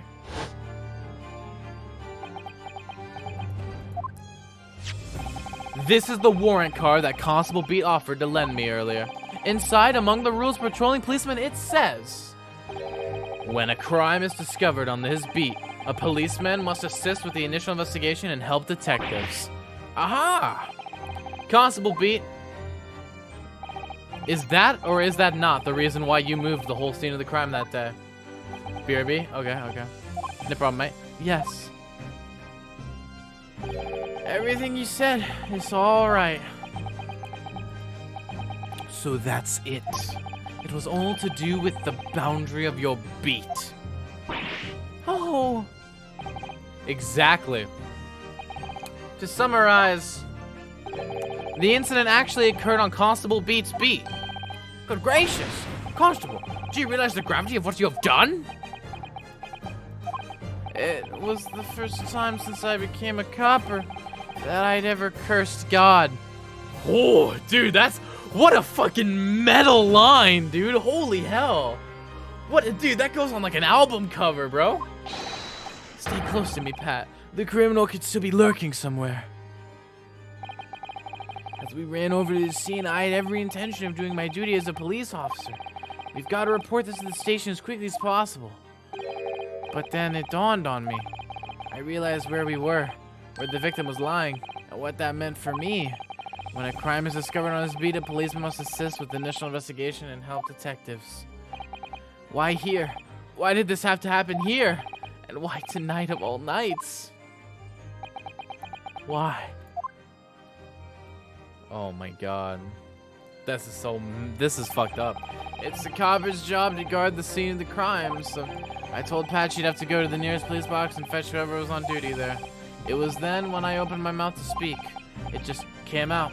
I couldn't believe the words that were coming out of my own mouth. This is the next beat to mine, Pat. So you have to go to the police box that covers it. Turn right along Meerschaum Street and then... Damn, bro. Damn, bro. That's fucked up. That's messed up. That's messed up. I feel sympathy, man. I feel hella sympathy.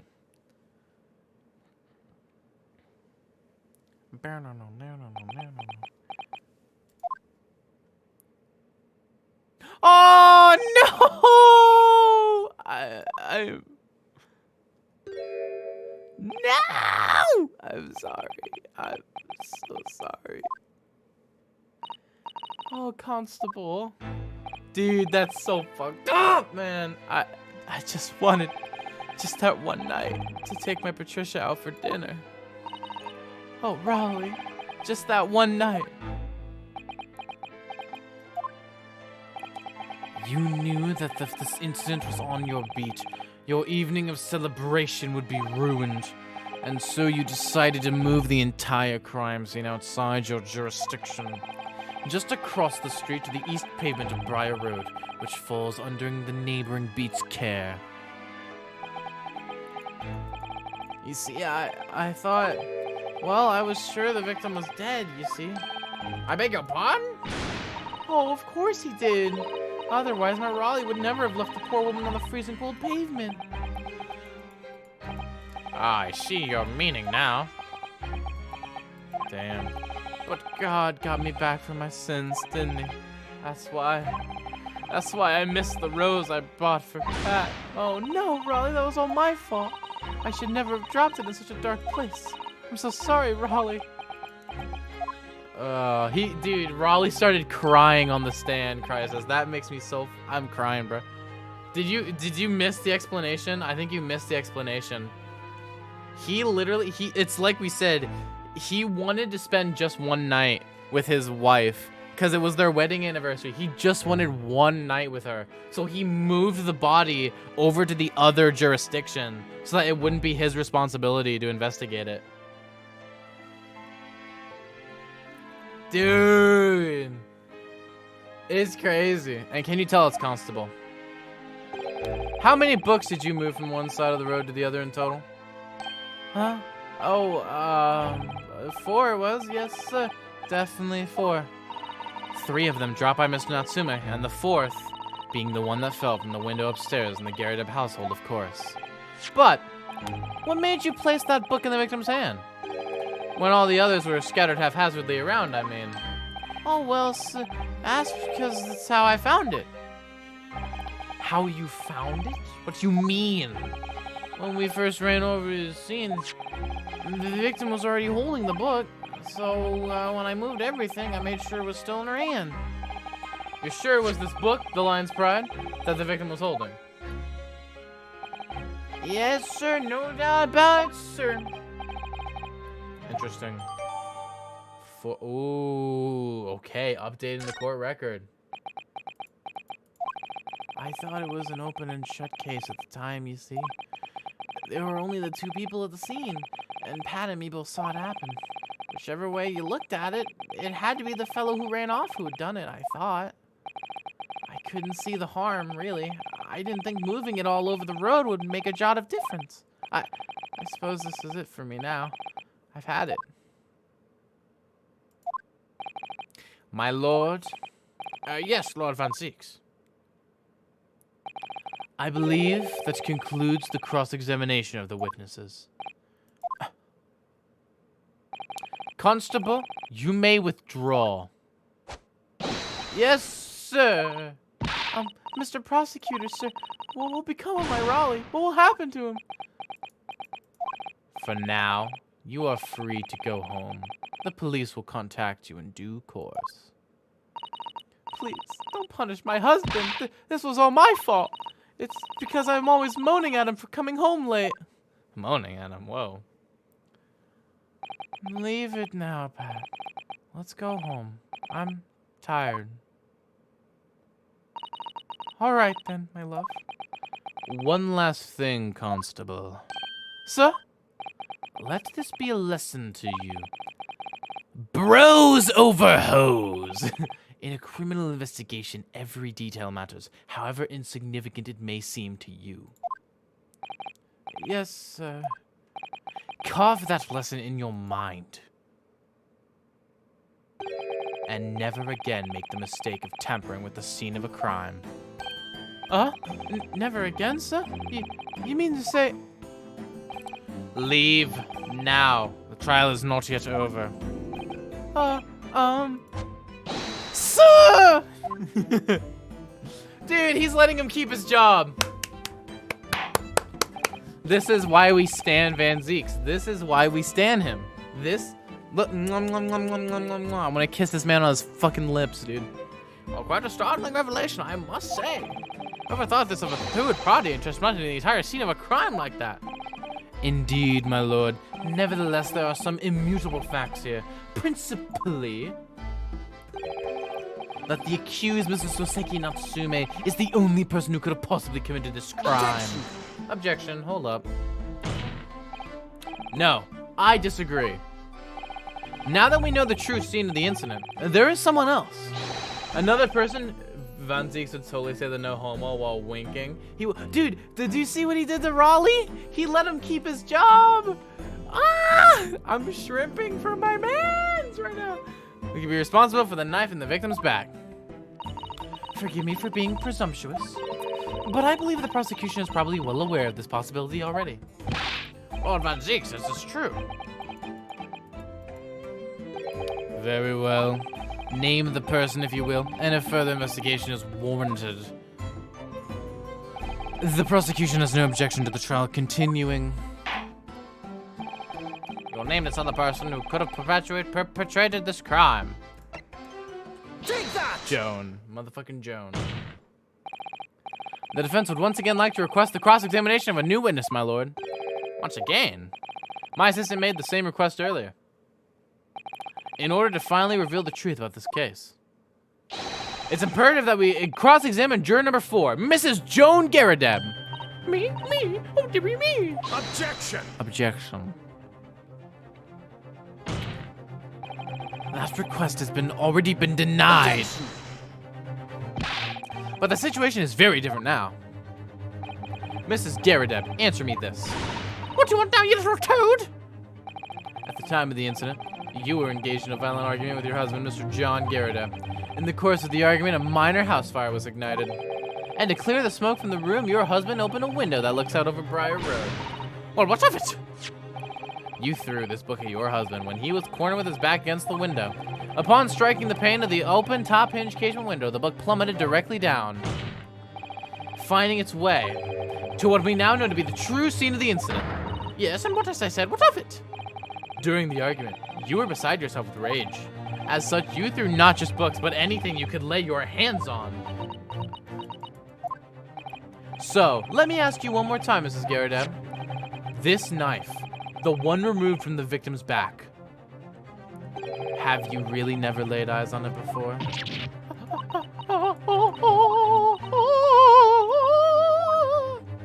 Oh, I don't recall it. seriously? How am I supposed to remember everything I picked up and threw at my husband? And anyway, the man over there in all that regalia said members of the jury didn't testify, didn't he? Conveniently, yes. Objection! Oh. Wait, huh? No! I have no recollection of saying that at all. Juror number 4. Oh. Oh, shit. Oh, shit. Oh, shit.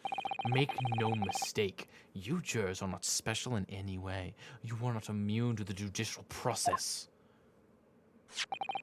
If you know something about this knife, madame, let the truth come out. But that's just a common old garden knife. It could have come from anywhere. We have several like that at home. If one would... How would you expect me to know? What's that? Are you joking? What are you saying, please, Mrs. Garrideb? Oh, No, you listen to me. I refuse to believe all this nonsense. I couldn't bear the thought that I'd injured someone. Do you hear? I couldn't bear it. Oh, the poor woman. So, yes, I want evidence. I want to see hard evidence if you're going to insist on this being my fault. You're going to have to prove to me that I threw that knife, if that's what you think. Come along now. Chop chop. Do worse.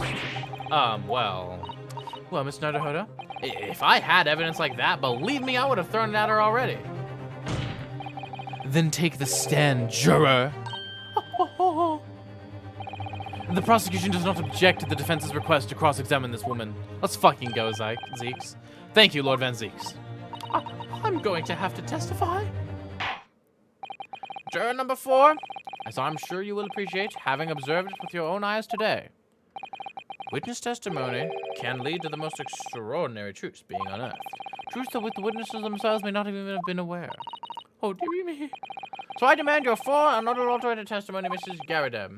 Wait a second, this clerk Mr. Moore made me goat it with the sauce, right? And mark my words, in the court of law today, we shall extract the truth. Do you concur, counsels? Certainly, my lord. Oh, that's what I'm hoping for, my lord. Let's fucking go. Dude, Lord Van Zeeks is fucking amazing. I love that man. It's such a strange feeling. For the first time since arriving in this country, it actually feels real. Look at look at this shit. I'm here in the Old Bailey, and I'm a lawyer.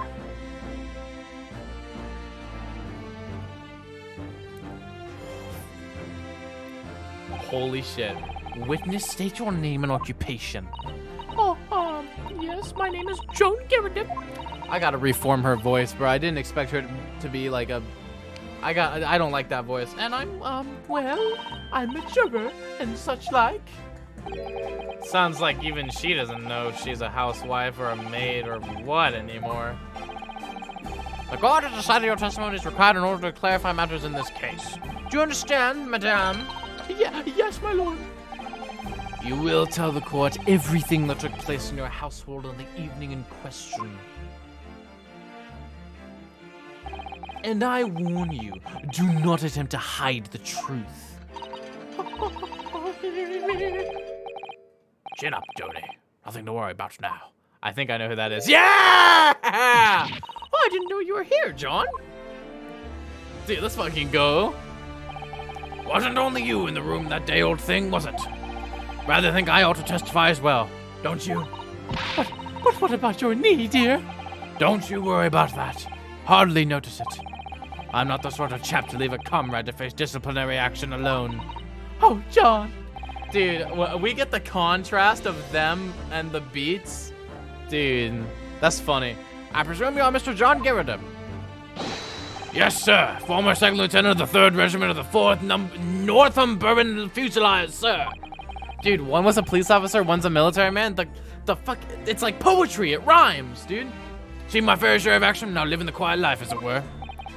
The quiet life. Were you not engaged in incendiary battle with your spouse on the day in question? Well, yes. Quite. I believe this may represent a first in the proud history of the British court. Calling a juror to the witness stand is unprecedented. However, the court will hear your testimony now, juror number 4, and that of your husband. You will recount clearly and concisely the events in your home at the time of the incident in question.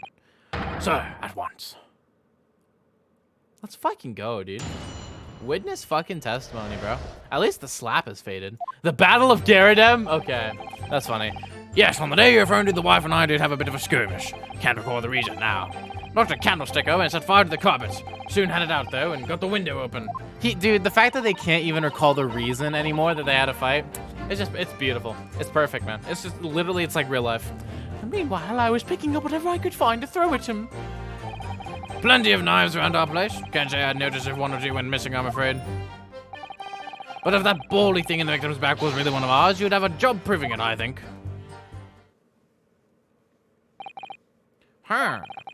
It sounds as though... I'm a villager from Minecraft. Sounds as though it was quite the battlefield in your household that evening. Although an entirely one-sided assault, it seems. The enemy caught us on the hop, sir. Had no choice but to dig in and take defensive measures.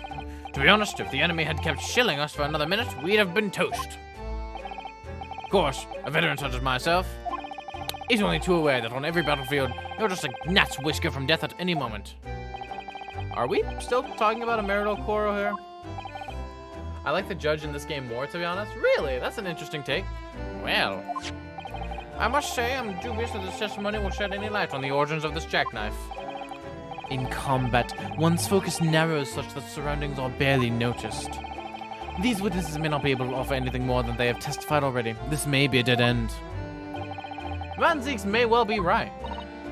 Well, whatever the chances, we only have this last cross-examination to uncover the truth, Miss Naruhodo. Yes, I'm afraid so. It has to be the tip of the knife. It has to be. Because that's the one thing we've seen so far that has played into absolutely nothing. The tip of the knife is broken off. And if I can go to your house and find a little tip of a knife in the windowsill or something, you're fucked! Sorry. Very well, counsel. Begin your cross-examination. I like Mr. Garrideb. He has a hairstyle documented to have actually existed. Really? I didn't know that. It's kind of cool. Yes, on the day you're referring to, the wife and I did have a bit of a skirmish. Can't recall the reason now. Ha! You're probably guilty. Wait. If I go into your house and I find a tip of a knife, you're probably guilty. Yeah. Sorry, I had to do it. I had to do it. The reason is what you told us yesterday, I believe. Yes, that's right. If I remember correctly, it all started because of a note that was tucked into the pages of the book belonging to Mr. Garrideb. A rather passionate note, in fact. But Mrs. Garrideb found the note, discovering her husband's little secret. And she gave him a mighty number of slaps across the face for it, too. What a girl boss. What a sordid state of affairs. Hell on earth. I say, one of the chaps says you can't recall such things. It's common decency not to drag it all up. Besides, half of it was wide of the mark anyway. Dude, he's staring at his wife in fear. A likely story. These waters run very deep. And what transpired next after these multiple blows to the face?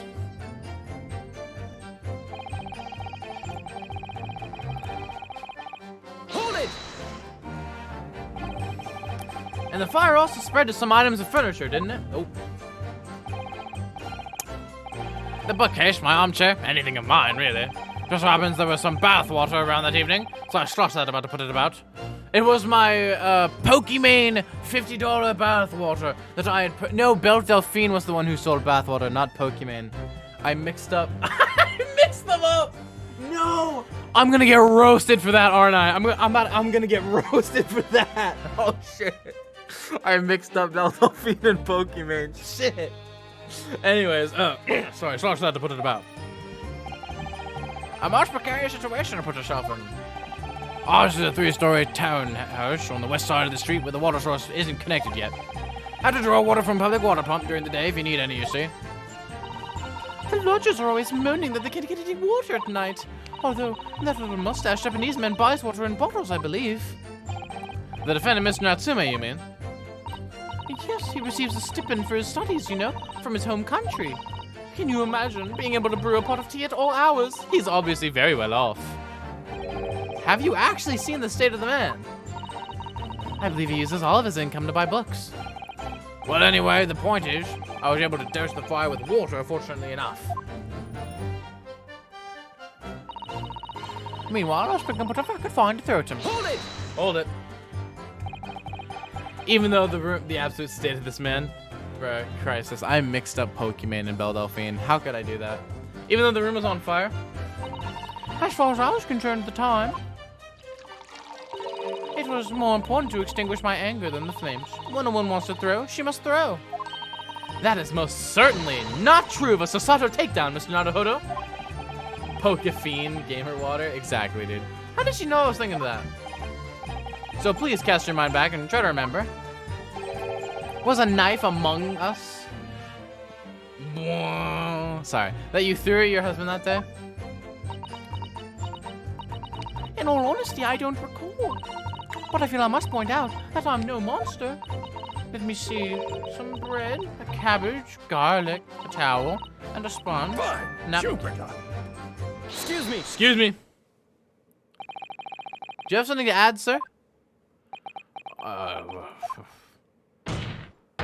Mr. Garadeb. Don't shoot. Sorry, I beg your pardon.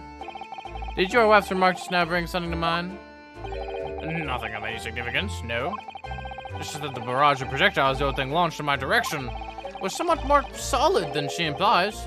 Books, bricks, and the fire poker, I seem to recall. Ouch.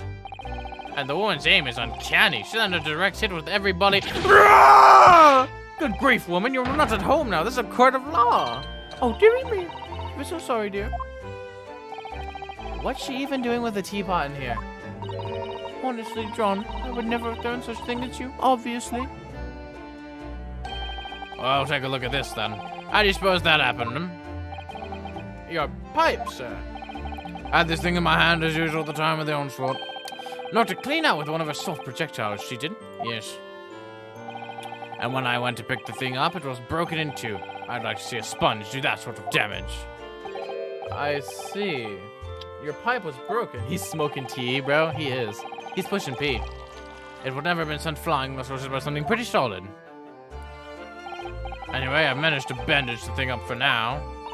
Huh, you are one to exaggerate, aren't you, dear? I wonder what we should make of this account. Could be important. The defense believes Mr. Garadeb's remarks just now to be of great significance. Objection! Shut up. Let me kiss you. This war veteran's words only tells one thing. Betray a fiery wife, and pipes as well as hearts may be broken. Sentimental wisdom perhaps, but hardly whether you're adding to the formal testimony. Indeed, common sense, one might say. Might one? In that case, would you at least permit us to examine the pipe, sir? The tip of the knife! The tip of the knife! The tip of the knife! The tip of the knife! Well, I don't see why not. Oh, dearie me. There you go again, trying to integrate yourself with the young lady. Yo, she's 15, bro. Very well, the court will accept the gentleman's pipe as evidence. We got him. I literally, I know it. Show me it. What? He's been smoking the knife. What? Oh, something just twinkled outside the chamber of the pipe there. Yes, I saw it. Something stuck in there, I think. Let's turn it over and give it a shake. Well, what's this? It's a tiny fragment of metal. It looks like the tip of a blade or something. The tip of a blade? Surely it couldn't be.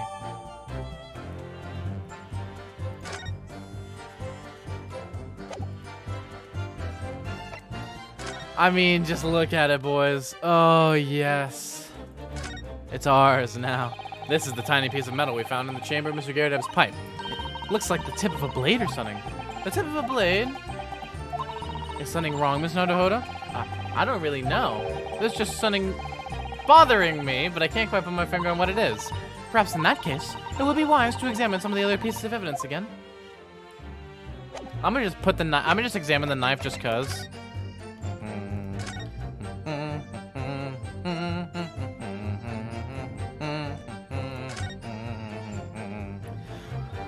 Oh, look here, Mr. Naruhodo. Just at the tip.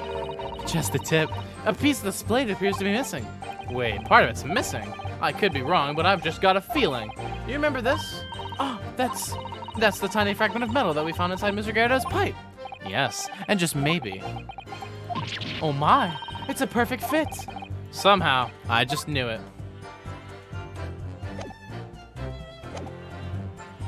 I hope I didn't speak out of turn, Mr. Naruhodo. I was just feeling rather disappointed for you that your request was turned down. Oh no, it's fine. Thanks to Sasata-san, we have some new evidence to work with. We should examine it carefully. Well, thank you for that. Rebuttal, Mr. Garrett. Now, if we could return to the crux of the matter. What can you tell the court about the knife used to attack the victim? Plenty of knives on the place. I've noticed one or two went missing, I'm afraid. I'll just press this because there's just one more. Why not? Sorry, would you care to elaborate? Nothing to say, really. Rather partial to a spot of carving, you see? Pipes and whatnot. Fishing tackle. You know the sort of thing. It's a passion we both share. I like to carve little wooden trinkets too. And then there's my leather work. Sorry to say, we're always losing knives about the place. And we have dozens of the things. They sell them at the market sometimes. 20 for the price of 19. Needless to say, I snap them up. John prefers to use 2 knives at mealtimes too instead of a knife and fork. Now, Joan, we don't want people thinking I'm some sort of savage. Oh, fuck God, please stop. Here we go again with the scoldings. Why are they being so evasive? I imagine it's because they don't want to believe it. They can't bear the thought that it might have been one of their knives that injured the victim. Which is entirely understandable, of course. But still. All their testimony witnesses.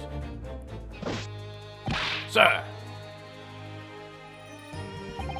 If that body thing in the victim's back really was one of yours, you'll have a job proving it, I think. Let me just save.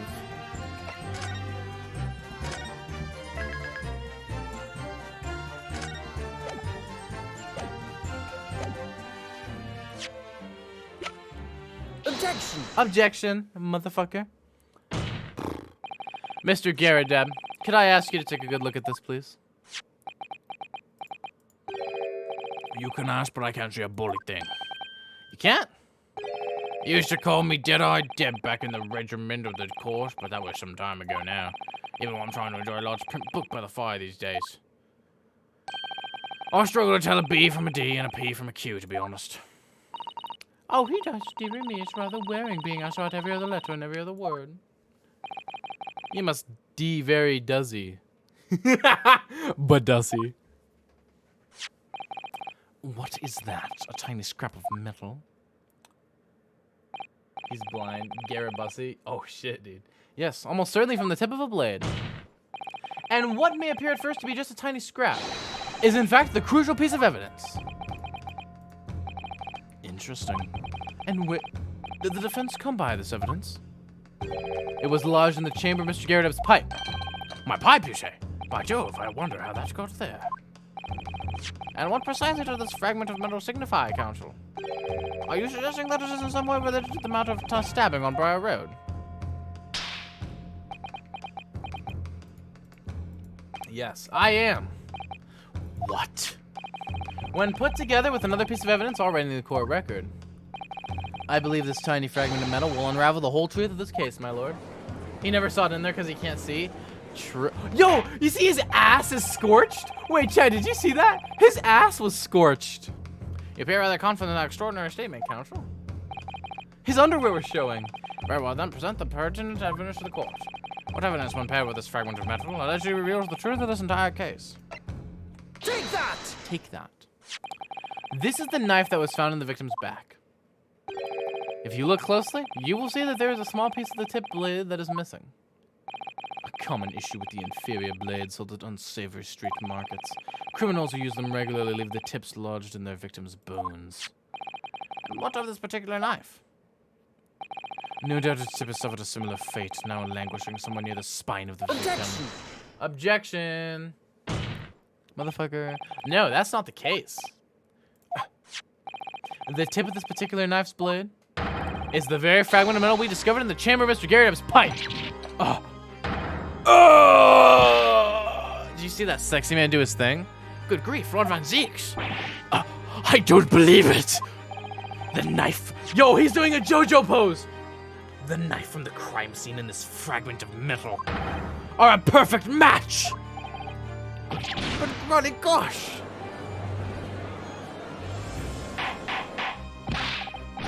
Order.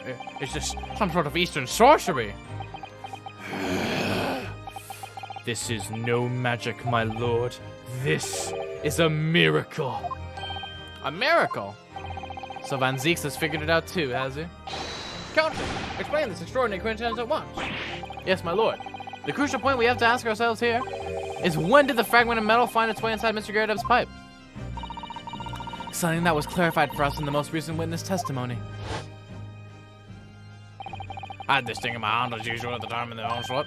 Knocked it clean out with one of his soft projectiles, she did. Yes, it would never have been sent flying unless it was hit by something pretty solid. Oh, dearie me. During the argument between these two that occurred just as the victim was on the pavement below, Mrs. Garydeb flung this knife at her husband. However, the knife missed Mr. Garydeb, instead striking the pipe in his hand at the time, which caused the tip to break off, of course. Good lord. Yes, and that is when the tiny tip of the blade found its way inside Mr. Garydeb's pipe. The chances of that are 1,000,000 to 1. And yet there's no other credible explanation for how the tip of the blade ended up in your pipe. Then, after losing its tip, the knife ricocheted off the pipe and flew out of the open window. Oh. In short, this knife, which fell from the window of the Garydeb's house, is the very same knife that struck the victim in the middle of the back on the street below. Oh gosh, oh dear, oh no! Look at his ass. Objection! Objection? I have my own drink, you see. I'll pour it on you, but it won't really hurt. It'll just kind of stink a little bit. A full-bodied theory, I'll give you that. A complex bouquet of seemingly trivial points, plausibly arranged to create an almost passable vintage. Allow me to toast my learned friend's characteristically Nipponese approach to bottling his argument. Sorry? But after all, it is just a theory. The bottle, I fear, is corked. Because you see... Oh! Oh! Oh! Oh! Oh, yes. God, Daddy. Alright, it's spoiled by an insurmountable inconsistency. An insurmountable... What? Lord Van Zeeks, explain yourself. What is the inconsistency you claim to have identified? An inconsistency of the simplest nature, my lord. The victim was found with a knife planted in the middle of her back. Yes, in her... What? Again! Again! Not again! That's right, you silly little man. Oh, that went away really quick. Now, it's an old thing. What are you getting so excited about? Let us consider the basic facts of the case once more. The victim was walking along the pavement before being stabbed in the back and falling to the ground. If the knife had struck her, it had fallen from above. There's no possible way it could have planted itself in the victim's back. There is. There is. The book fell first. She bent down, picked up the book, and while she was bent over, it went into her back. Yeah. Yeah, exactly, Crisis, exactly. Order. Yes, quite right. You see, that's exactly right. If the knife had fallen on her from above, it would have struck her on the top of her head. Well, He's lost for words, look. I knew it. I never liked his theory in the first place. I don't know, though. What really did happen? It would appear the defense has made a rather spectacular blunder. if a theory has even one inconsistency, it cannot stand. Your theory, my learned friend, is history.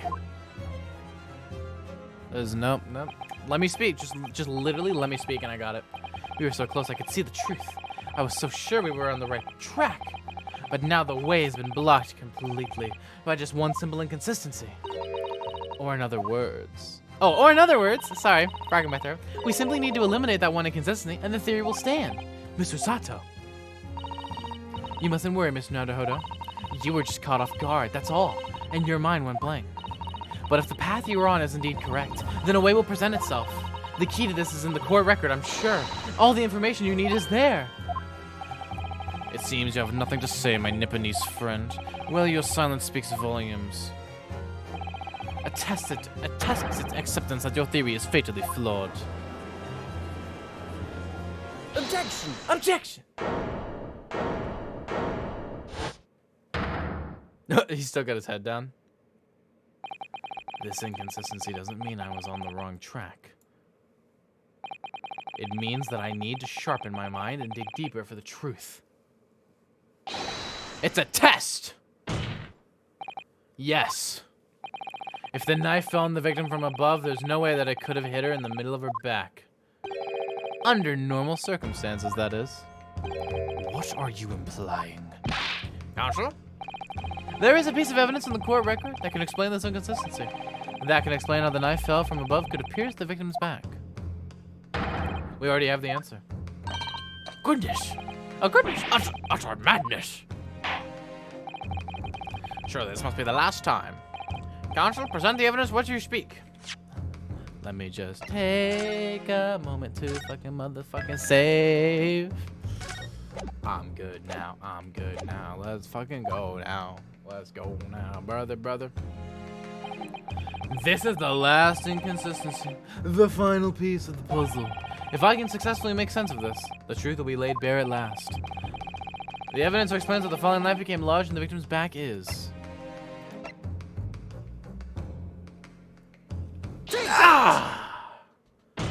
Yes. This, the fourth book found at the scene. This is the final piece of evidence the defense will present. Oh, shoot, dude, that... The Bard's book. Is that not Mr. Garrab's book? Yes, and to understand its significance, we have to consider how it came to be at the scene in the first place. The photographic print clearly shows the book in question, and the victim holding it in her hand. But as we all now know, it was the police constable that put the book between her fingers like that. Quite so, as a part of his wholesale transplanting of the crime scene to the opposite side of the road. That's true. However, as part of his testimony, Constable Beat made an extremely enlightening statement on that point. But what made you place that book in the victim's hand? Oh, well, sir, that's just how I found it. When we first ran over to the scene, the victim was already holding the book. So when I moved everything, I made sure it was still in her hand. In other words, the victim had already picked the book up in her own volition. And clearly, that must have been before she suffered the knife wound. Well, I should say so. After being attacked with a knife, I don't imagine she'd have done much of anything. So the question becomes, why did the victim have that book in her hand? By Jingo! I think I'm beginning to see what may have happened now. Oh, dearie me. We know that this book fell from the top floor of the Girardin household onto the pavement below, at precisely the moment that the victim was walking past. Yes, that's exactly that moment. The young woman was walking along the street in the light fog, when all of a sudden, a book fell right in front of her. The book I threw! Yes, Mrs. Garrideb, and what do you think the woman did? What would you do if you were walking along and suddenly a book landed in front of you on the pavement? Oh, I really can't imagine it, but I suppose she might have reached down. Oh, look at her! She's so adorable! Look at her! Oh my gosh! What a little adorable cutie! Oh my god! She's so cute! And picked the book up. New favorite character? Dude, I support that. That is exactly what the woman in fact did. She picked up the book. Oh heavens! And when the woman reached down to pick the fallen book up, what position would her back have been in? That's right, facing the sky, completely and utterly defenseless. Then, in the very next moment, while the woman was still bent over picking up the book, don't show me an image of...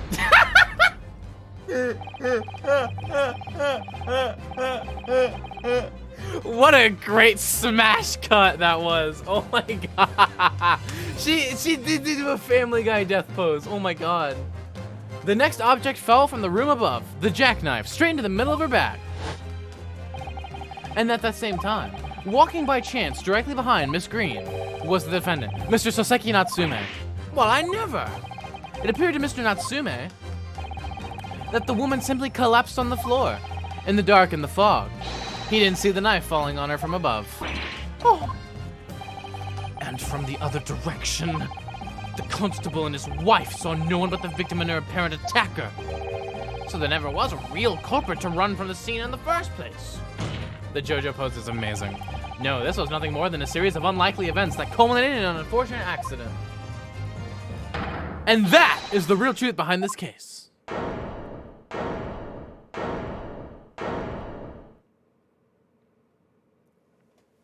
JoJo. What's up, Foxy? Wait, Fox Pry, my bad. Well, Mr. and Mrs. Garrideb. Oh, she seems calm. The very first time you showed me that knife, I had my suspicions. I wondered if perhaps it might have been something like that. There, old bean. She's a bean. Poor Miss Garrideb. Of course, I never meant for anything of the sort to happen, but it was all my fault, wasn't it? Damn. Do you love these characters too? Do you love these two? That's cool. I'm glad. I take full responsibility. I let my anger get the better of me. I threw that book, and I threw the knife as well. Damn. John, dear. It's all right. I know. I'm ever so sorry. Truly. I'm sorry! Faint. Oh, now he's gonna catch her now, right? Yeah! The tables have turned. Nice ass, bro. Literally, nice ass.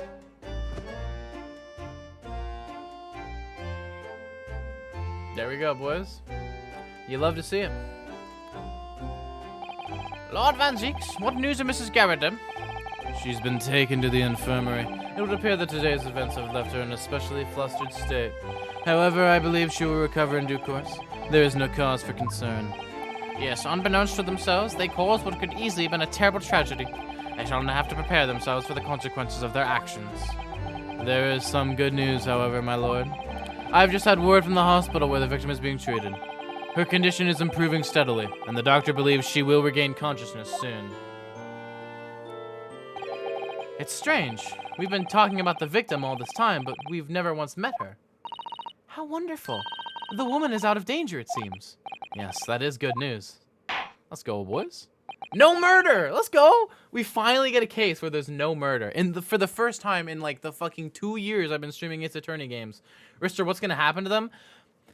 At best, Miss Green will be like, nah, it's alright, Shoddy. I forgive you. But at worst, Mrs. Garrideb could probably get charged with like assault. Maybe. But like, that's not like a death sentence. She could spend like a fine. Maybe a few years in jail, but she's not gonna stay there forever.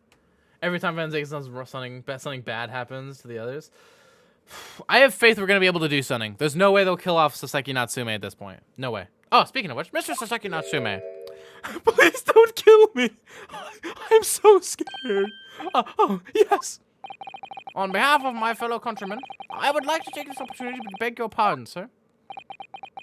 You came from your distant eastern homeland to study our great British culture, and have been repaid with immeasurable unkindness. Please accept our heartfelt apologies. Apologize to me. Y'all been racist to me too. Damn, bro. Like 5 years in jail. I don't know. Mr. McGilded burning up. What now? Please do not kill Mrs. Garrideb. Oh, I don't know. It's just the defendants, though. I don't think Mrs. Garrideb is in danger.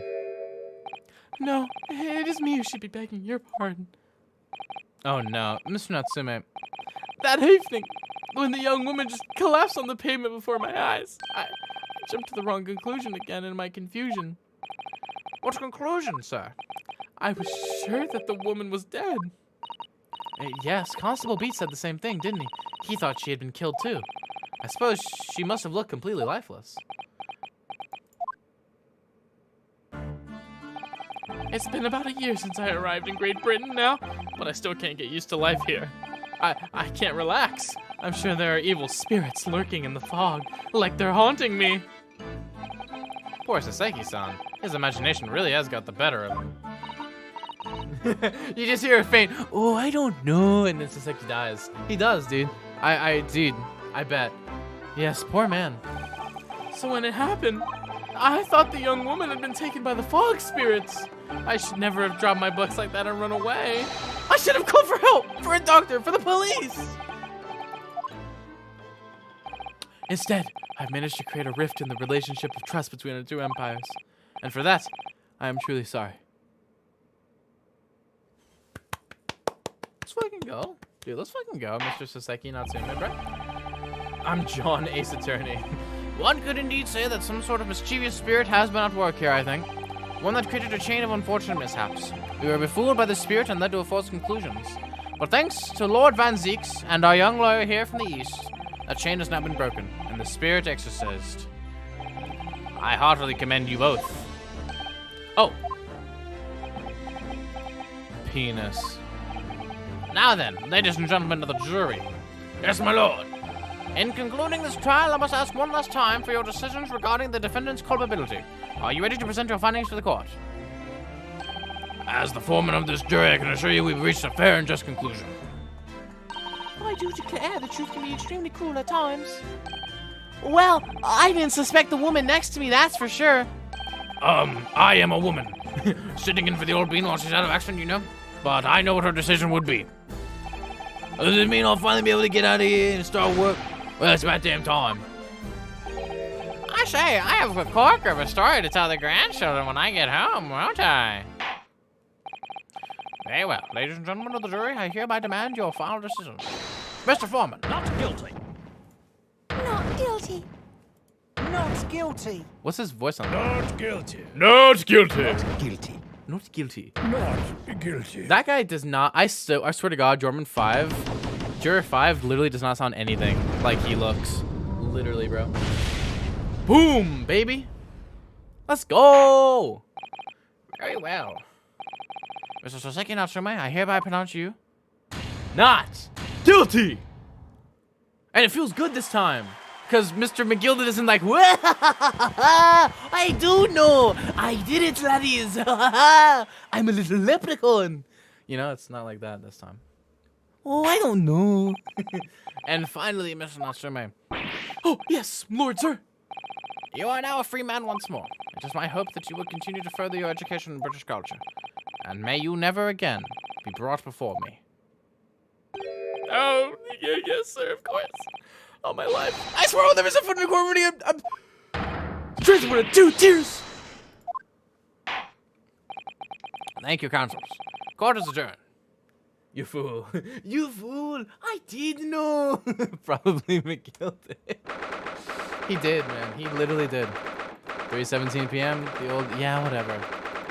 Mr. McGilded's hiding under the table right over there. I see him, bro. Oh, Locum. Wait, you mean me? Of course! Is there another Locum here? Is there even one? McGilded jump scare? Chat, could you even imagine a Magnus McGilded jump scare? Like, that would probably be the craziest thing. It'd be really silly as well. Like, there'd literally be no reason for anything like that to ever happen. It would just be too unbelievable to even believe. Oh, I don't know! Oh, God! There's a murmur! Oh, my God. I have to recover from that, dude. Chat, I just got Magnus McGilded jump scared. Holy shit, dude. He just popped out in front of me, chat. Did y'all see that? Holy fuck, dude. He just jumped out in front of me, dude. Holy fuck. What even happened? Compared to the original Locum student, Mr. Naruhodo Esquire, your name has become rather short, hasn't it? What's wrong with using my actual name? Oh, at last, I'm free, I'm free. Imagine if every death was a Danganronpa death. Just murdered him. I mean, honestly, Mr. McGilda's was not that far off. Let's be real, chat. Man's got burnt alive. Like, if he had gotten hit by that omnibus and then was burnt alive, it literally would have been Celeste. Sorry, spoilers. Joyful, joyous, jubilation, heavy, hearty, happiness, hurrah!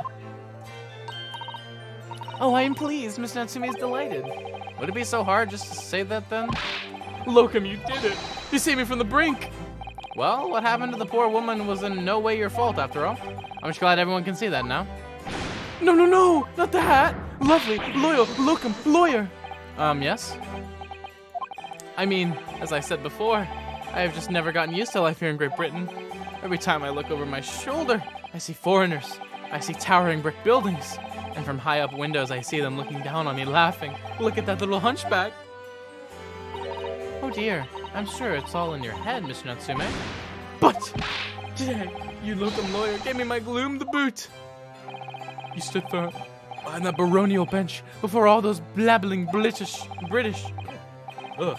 You battled to the bitter end, laying bare the baffling truth. And when I beheld the blindering firework on the beams of the Bailey's roof, I bellowed, "Behold, the best barrister ever born!" Well, that's very flattering. Well, we're very pleased for you. This has given me a wonderful anecdote to recount to my old friends back in Japan. Ah, an anecdote? Is that what's to become of all my hard work? Ah, there you are, my dear fellows. Oh, sorry. Damn it, I was hoping for a gilded. I apologize to keep you waiting. I rose late this morning. What's this title of the stream? It's Shrimping Saturday, Mari. Obviously. Oh, Mr. Sholmes, what a pleasure to see you. I see I am here, not a moment too soon. A disaster has been averted, I'm glad to say. Oh. The trial shall begin presently, Mr. Naruhodo, and I wish you the very best of luck. It's just finished. What? No! Then my haste was in vain. It's you, Hairlock Sholmes. Oh, have we met, sir? This is Mr. Natsume, the man you had arrested, Mr. Sholmes. You're still gonna come over after streaming, right? Oh, we met the incentive. We actually hit the incentive today, Rissa's Mice. So we're going for 3 hours. We hit it. Ah, I see. I failed to recognize you at first. Our previous encounters have taken place in the gloom, either your bleak lodgings or that prison cell. I simply couldn't place that curious face in the light. Charming. This is all your fault, Hairlock Sholmes. You're the reason I had to go through this terrible ordeal. I'm going to give you a piece of my mind. My apologies, sir. But I assure you, if I knew you had plans, I wouldn't have met the incentive. My sincerest apology. Don't worry about it, man. It's all good. It's all good. I assure you, I have placed you now. You're the fellow who abandoned that poor young lady and ran off, are you not? Yes, I am going to come over still, Rissa's Mice. Just let me, take a shower, please. I'm sweating and stinky. Had she been taken to a hospital more urgently, I feel perhaps she would have regained consciousness by now. Oh. But it was unavoidable, I'm sure. We are but human after all. Anyone would have been shaken by such an experience.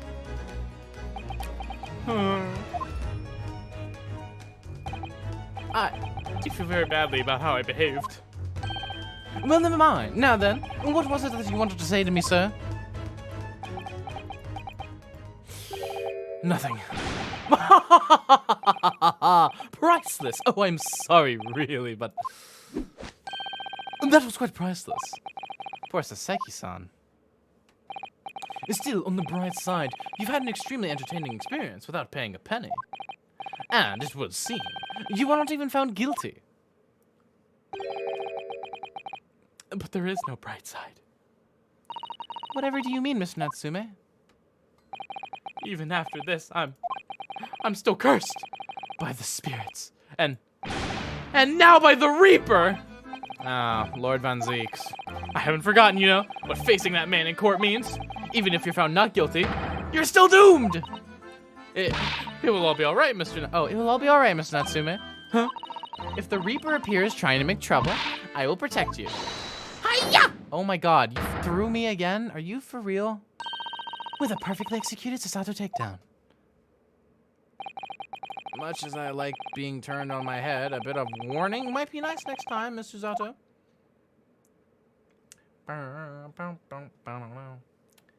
Susato violence. We love it.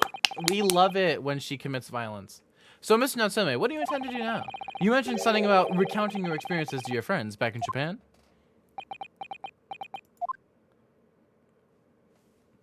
Yes. I intend to return to my homeland soon. Oh. It has already been a year since I arrived here in Great Britain. I've visited universities, libraries, bookshops. I've been honored with the tutelage of professors. I've learned so much about the wealth of literature here and the city it has shaped. And I've come to realize that it is my calling to sail home and tell my fellow countrymen about it. That's very touching, Mr. Natsume. Oh, in perhaps less veiled terms, you wish to withdraw halfway around the world to escape the terror of the Reaper's curse. That's not it at all! The more I learn of literature, the more this strange feeling claws at my insides. I feel compelled to return to my roots and attempt to pen a work of my own. Oh, I see. A work of literature by Soseki-san. Could be an interesting read. My pipe is much cooler than that other bastard's pipe. And what about Mr. Sato and yourself, Mr. Naruhodo? Sorry, what about us?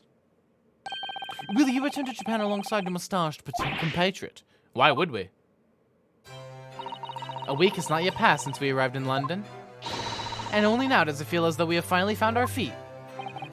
And you are accommodated in a hotel at present, are you not? That's right, but we need to find lodgings before it bankrupts us. I've calculated we can only afford another 10 nights before our entire budget is exhausted. Well then, you could take my lodgings. Oh, the windowless room? But what it lacks in windows, it more than makes up for with a floor, a ceiling, and walls. Great.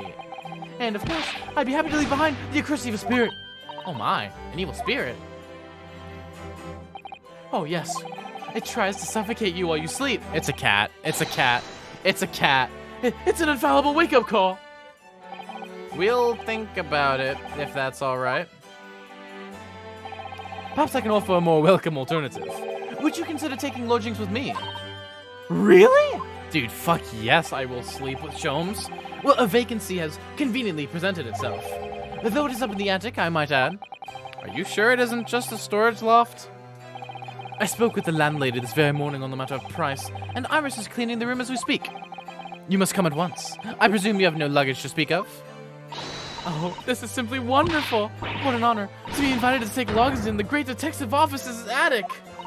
Wait, why does this game always have a JoJo reference? Because Ace Attorney? Yeah, it's because Ace Attorney, man. I'm too overcome for words. So suggesting we look elsewhere is out then. Then it's settled. Iris will prepare a welcome dinner this evening. And you must come too, Mr. Natsume. I insist. I don't know what to say, but thank you, and yes. Wonderful. Then I'll go and complete the paperwork for your formal release, Mr. Natsume. It shan't take long. Somebody's happy. Sleeping with Sherlock. Locum, I knew that you wouldn't let me down. I'm truly delighted to have met you here in London. Likewise, Mr. Natsume. It's been a privilege meeting you, too. It's a shame that we're going to have to say goodbye so soon. Well, I've come to realize that I belong in Japan. But Locum, we'll meet again one day. Yes, I'm sure. And hopefully by then, I'll be a successful lawyer. Hopefully by then, I'll be a successful author. Well, my dear fellow, our carriage appears to have arrived. Mistress cheating on me with a man that doesn't even exist? Bro, they're sleeping with Sherlock Holmes. No, it's Herlock Sholmes. Gah. Shall we go, Mr. Naruhodo? Yes, Mr. Sholmes.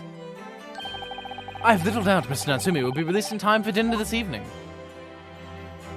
Fuck yeah. And so, with Soseki-san's innocence successfully established, we rode with Mr. Sholmes to what was to become our new home, 221B Baker Street. Oh shit. Well, it's definitely cozy. Baker Street. When he said, I should have known something was wrong. He said his favorite anime was JoJo's. Wow. Damn, bro. The attic room. It's definitely very homely. So this is to be our new office. Yes. Our office? I really like the sound of that. Me too. It's simply wonderful, isn't it? I hope you can see this, Kazuma. It's only a small step. But I'd like to think we're getting a little closer to your dream now. So, my dear fellows, do you like the place?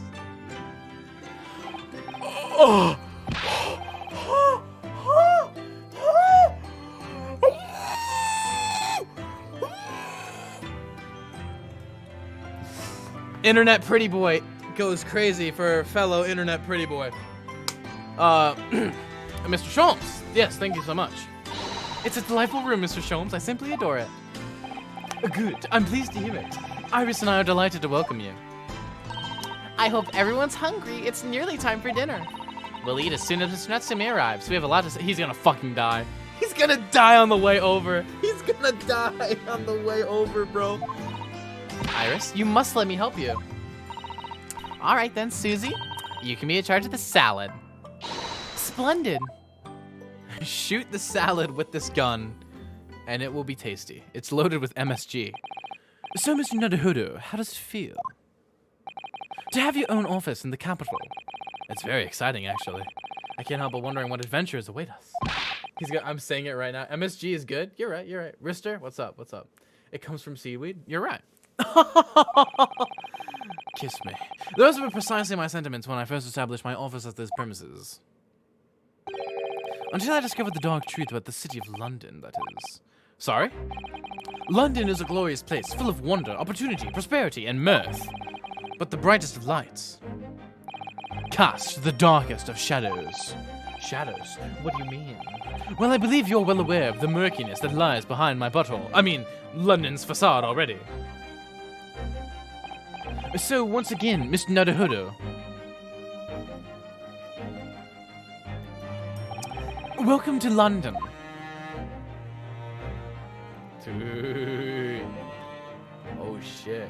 Brister, you don't understand that you are being flamboyantly gay, right? Only for Sholmes. Of course, at the time, I had no idea the significance of those words Mr. Sholmes so casually spoke. But it wasn't long before my turn came to lift the facade and see the true depth of the murk that lay behind it. Let's fucking go. Let's fucking go. Chat, we have half an hour left. Do we go? Do we go? Do we keep going? Do we keep trucking? I say yes. I say we go. I say we go. I hit my headphones. Ow. Whoa. So this is the one we just did. How many episodes are there?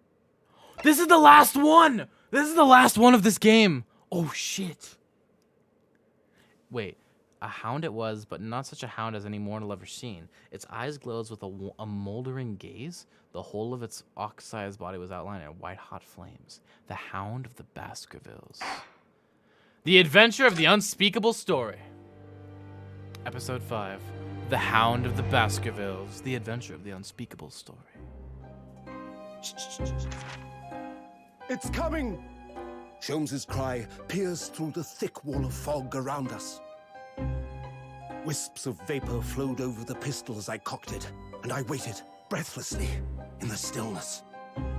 The silence lasted for what seemed an eternity, until, at last, it appeared. From the shadows of the cloud, an enormous beast sprang out upon us. A hound it was, but not such a hound as any mortal has ever seen. Its eyes glowed with a smoldering glare. The whole of its ox-sized body was outlined in white-hot flames. Its rumbling pant and hideous howl, so terrified was I that I began to tremble with fear. "Look well, Wilson," Sholmes declared, gazing upon the mystical beast. "For this is the diabolical Hound of the Baskervilles." Oh shit, brother. I'm ready. I am ready. Our first 2 months in London passed by in a flash. In that disconcerting courtroom experience we were first thrown in on the day we arrived in the country, and in Saseki-san's terrible ordeal that had followed closely behind, we had emerged victorious. However, There then came an abrupt end to our opportunities to appear in court, which was hardly surprising, of course, since I was nothing more than an amateur, an unknown student of law from a faraway land. So life in our little office was very quiet. That is, until it was shattered one day by that fateful telegram. Oh, I don't know. That's the only words on the telegram, but everyone understands what it means. Naruhodo's legal consultancy. What's up, Shoddy? Oh, okay, look at this. That morning, I was woken by the unreserved knocking on the door by the telegram boy. But after he'd gone,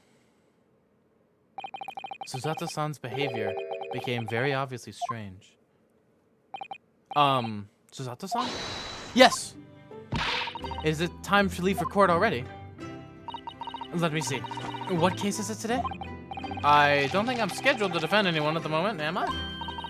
You only shrimp for 3 animated women. Lady Dimitrescu, Jolene Joestar, and Byleth. Everyone else is a dude. Hey, that's not necessarily true. Fuck. Damn it. She's right. Oh, no, of course not. How silly of me. But I think Iris said she would make us breakfast this morning. Shall we go down to Mr. Sholmes' suite? Yes. Iris makes the most delicious breakfast food. She does, doesn't she? And once our bellies are full, we can leave for court in fighting fit form. Let me see. What case is it today? Here we go again.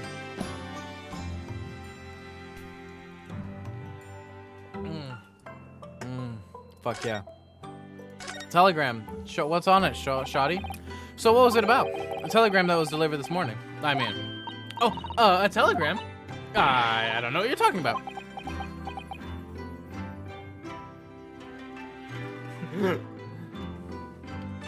I'll repeat it for you, Shoddy.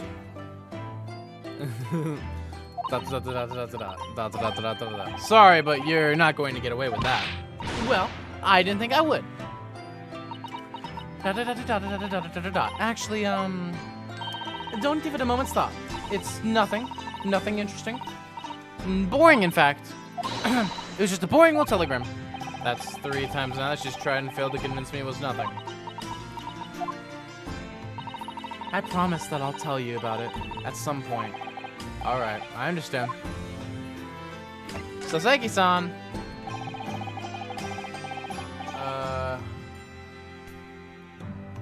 I suppose Saseki-san will have arrived back in Japan by now, won't he? Yes, I should think so. He left immediately after that terrible ordeal. Which would mean he should have completed the voyage already, or be just a few days away. A fortnight ago, we had that very long telegram from him, do you remember? Complaining of seasickness. But by and large, it seems the voyage has been going well. God forbid there are any Russian ballerinas on board. Is something wrong, Naruhodo-san? I was just wondering, what might have become of Saseki-san had he stayed in London, that's all. He's probably dead. You mean as regards Lord Van Zieks, the Reaper? Yes, I can't help wondering if seasickness would have paled into insignificance in that case. The Reaper. What is it they say? That no one who stands in the dock can be saved from the Reaper, right? Oh, I don't know. I'm burning alive in here, mate. I would really appreciate some help. Like the way that nightmarish trial ended on the very day we arrived in London. Shoddy, I said, fuck, you're right. But there are some fictional ladies I shrimp over that you don't know about yet. There we go. That's all I had to say. There's just some fictional ladies you don't know about yet. But you're right. There's a lot of shrimpable men. You know what I'm saying? That's all. You know, there's nothing wrong with that. Even 2 months on, the cause of that dreadful fire is still a mystery. Yes, but at least Saseki-san is safely out of the country now. Presumably that means that the curse of the Reaper can only take effect within the confines of the city of London, perhaps. Even if that's the case, it's a little comfort. I have a terrible sense of foreboding. No, they're not. Dang, ouch. If the legend of the Reaper is to be believed, it would mean he wields the sword of justice himself. Come to think of it, I wonder what he's been up to these past 2 months. Surely not wielding that sword against more acquitted defendants. No, I don't think so. Apparently, Lord Van Zieks hasn't appeared in court once since our last encounter. Oh? Yes, since the Seki-san's trial, he has withdrawn from judicial service again, it seems. Really? Just like before, when he wasn't seen in court at all for several years. So it's just been me who's had to face him in his recent spate of trials, then. It's just my luck. No, it's not Final Fantasy, ladies. It's not Final Fantasy, ladies. I never played a Final Fantasy game before. I wonder if luck doesn't come into it. Sorry, what was that? Oh, nothing. Never mind. Well, I'm not saying I don't like them. I'm just saying I don't shrimp for them. I've never met them. Sholmes is sweet. Unsubbing right now. Bro, why my dogs? My dogs are going crazy right now. All right, Sholmes is sweet. Damn. Morning, Runo. Morning, Susie. What the hell is that noise? Good morning, Iris. Iris. What is it, Runo? What is that terrible noise? It sounds like a cat being strangled. Yes. You noticed that, did you?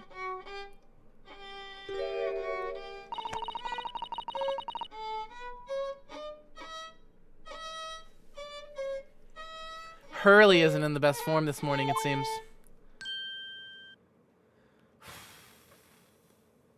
Damn. Hello. Hello, Mr. Sholmes. Damn. The violin makes you... Good morning. A good morning to die, perhaps. He's so dramatic, I love him. Has something happened, Mr. Sholmes? You look miserable, and the way you were playing the violin before. My analytical mind is dead. Music is dead. The world is dead. Damn this blanched existence! That's all it is, my dear fellow. Nothing of consequence. Oh, Herlock dies?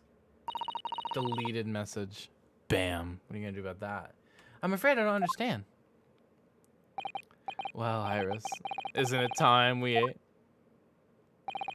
some dry toast and insipid coffee for me? If it's not too much trouble. Meow! Oh!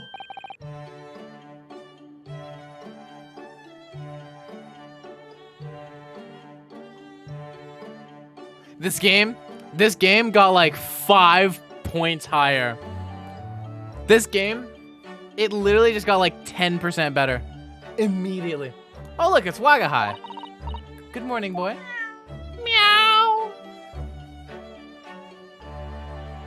The cat has his own theme. What a precious boy. That must be some sort of tiny door for cats to use. How did it get there? Fun wrister. I love you, Mari. Well then, everyone, it's time for breakfast. Oh, wonderful. Let me help you, Iris. It would indeed be a fine day to die. Oh, I knew something looked different. Something's missing from Mr. Sholmes' desk. Hey, buddy. What's up?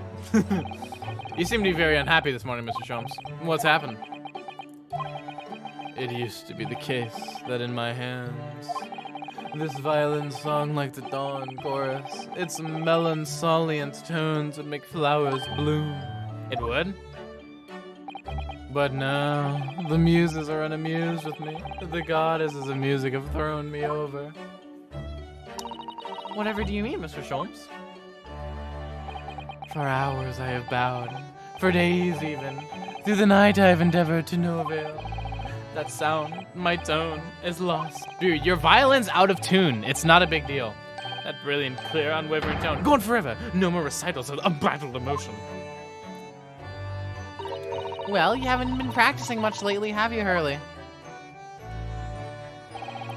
Don't worry, I'm sure it will come back to you in time. Heed my words, Mr. Naruhodo. The goddesses of the arts are fickle. One day they bestow genius on a man, and the next, They unmercifully withdraw it. Oh, dear. Urgh! Why is this happening to me? If they take the turn I have for the violin from me, what is left for pity's sake? What is left? Deduction, perhaps? Isn't that what you're known for?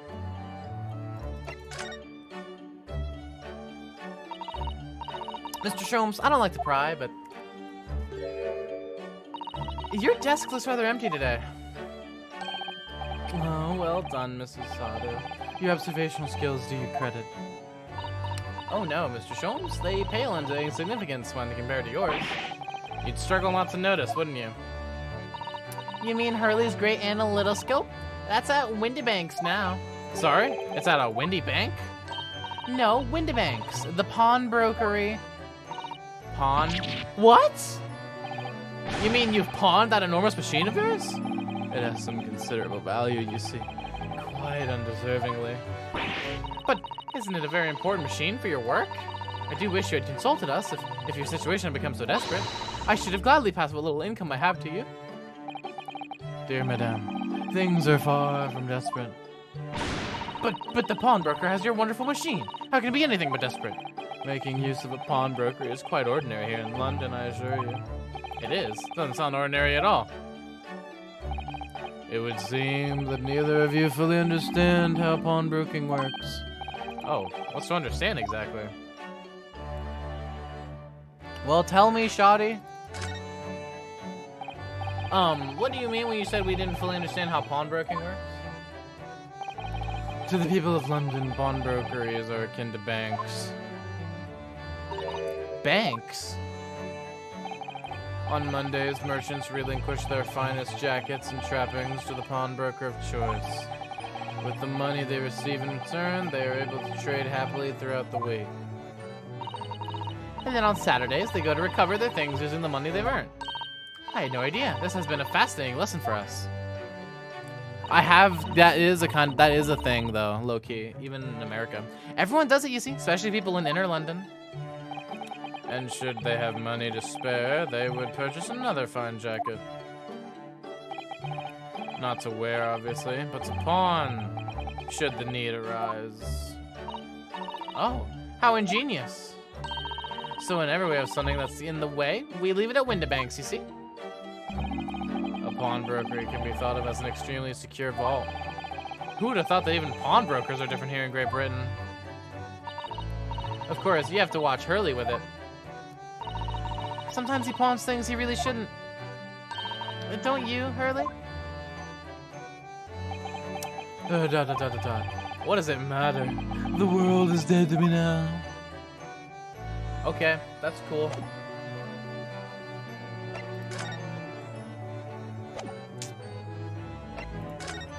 Present. Here you go. Mr. Sholmes, could I ask for your opinion about this? You lure me to raise my languid head with the promise of some mental exaltation. Yet in my morbid depression, I am confronted with the most mundane of problems. Oh. My mind finds greater stimulation in the unforgiving monotony of the floor than in your miserable offering. Always glad to help. Oh, my head weighs heavy on my shoulders. Okay, Shoddy.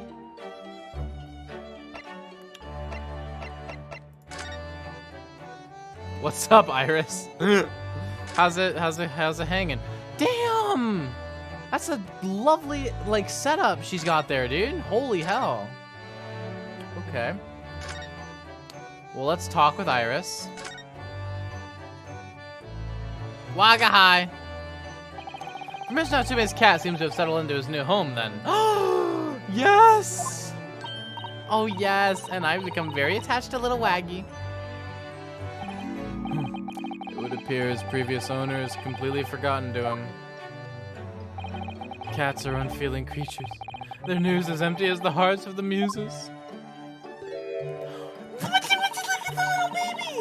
Mr. Natsume had no intention of taking Waggy back to Japan. I wonder why he kept him in the first place.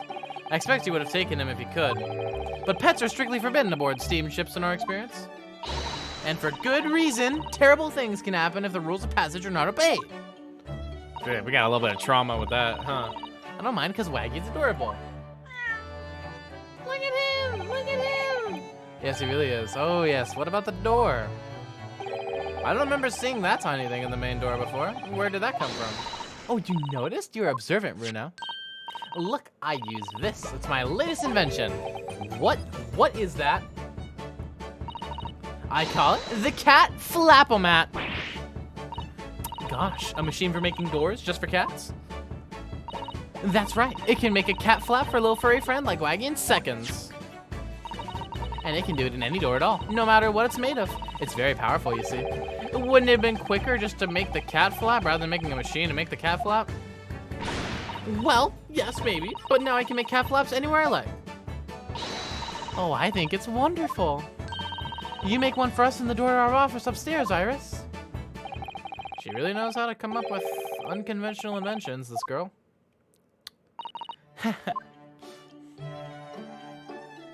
Oh my god.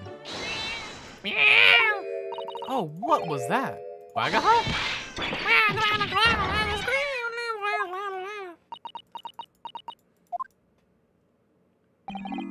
What was that? Oh no, Wagaha is tangled up in your violin! No! I think he thinks it's a toy. No, what's he doing to it? Oh dear, Mr. Sholmes' precious violin. Why should I care? What? I shouldn't be surprised. If the cat is a more accomplished musician than I now.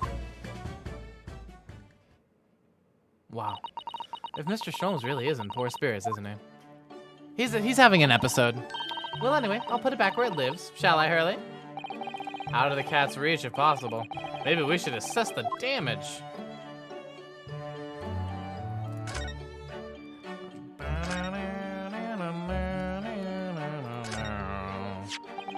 So this is the violin, is it? It's a Stradivarius. One of the finest violins in the world, made by the renowned Italian luthier Antonio Stradivari. Oh, why, I see. It doesn't really look like anything special to me. I happened upon it, covered in dust, languishing in a pawn shop down a nondescript back alley. The broker had no idea of its value, so I was able to purchase it for a mere 55 shillings. How honorable of you. And until today, it has been my faithful companion in every great Pagini-inspired performance I've made. I ask you, is there a reason to live in a world devoid of music? To tolerate this blanched existence? No. There is none.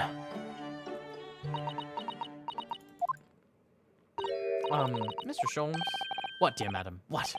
My thoughts are preoccupied with fancies of release from this dull routine. Well, it's about the violin. It looks very different to normal, don't you think? Huh? It's a viola. It's not a violin. What do you mean, Mrs. Hudson?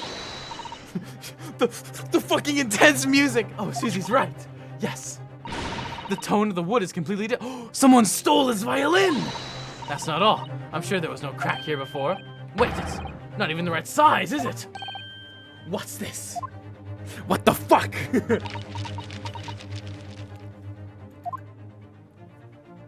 I'm terribly sorry to have to tell you this, Mr. Sholmes, but that instrument isn't a violin at all. That what? It's a viola, is it actually? I believe it's an entirely different instrument called a viola. Let's fucking go. I fucking called it. Let's go. What? My boy died. He died. Where did he go? Oh, Mr. Sholmes, are you all right? You're right. You are quite right. This isn't my faithful Stradivarius. So what, pray, is this piece of strangled flotsam?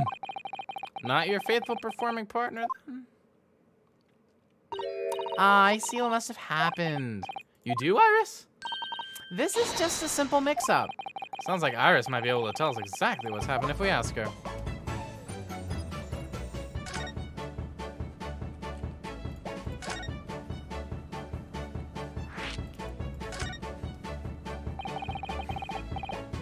What did you mean by mix-up, Iris? Well, you see, this viola, I mean, was at Windibanks until last week. At the pawnbrokers. Not Mr. Sholmes' beloved musical partner. There is a proverb from the East, with which you are no doubt familiar, my dear fellows. Always let a beloved child travel. Yes, indeed. So you sent your beloved violin to the pawnbrokers in the hope that it would experience personal growth? Oh, it's a wonderful idea. Last week I pawned my great analytoscope in order to release my precious instrument. But it would appear Mr. Windibank mistakenly furnished me with this tawdry fiddle instead. But my ears cannot be deceived by the hollow timber of this piece of timber. No, but your every sense was deceived by the fact that it just had strings. Pshaw, a fine state of affairs this is, and why I always say, Mr. Nodahudu, never trust a pawnbroker. They will try to fiddle you every time. But earlier you told us that you could think of a pawnbroker as an extremely secure vault.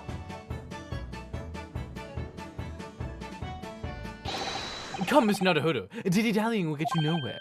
Sorry? Crunching your toast with that vacant aspect, refreshing your coffee so obtusely. Are you not a little embarrassed by your own conduct, considering the urgency with which you are faced? We must visit Mr. Windibank's brokery at once. That's right, isn't it, Mr. Sholmes? Precisely, Mr. Zato. Without a moment's delay. But I haven't finished my bacon and eggs. My dear fellow, surely you do not still intend to crunch your bacon with an increasingly vacant aspect, to fresh your egg even more obtusely. All right, say no more. Let's go then. Don't worry, Bruno. I'd be happy to heat it up for you again later. Oh, thank you, Iris. As it happens, I am rather curious to see what a British pawnbroker's looks like. Let's go, dude. Baker Street? Yo, look at the street. Wow. Okay, that's cool. We don't need anything in it yet, though.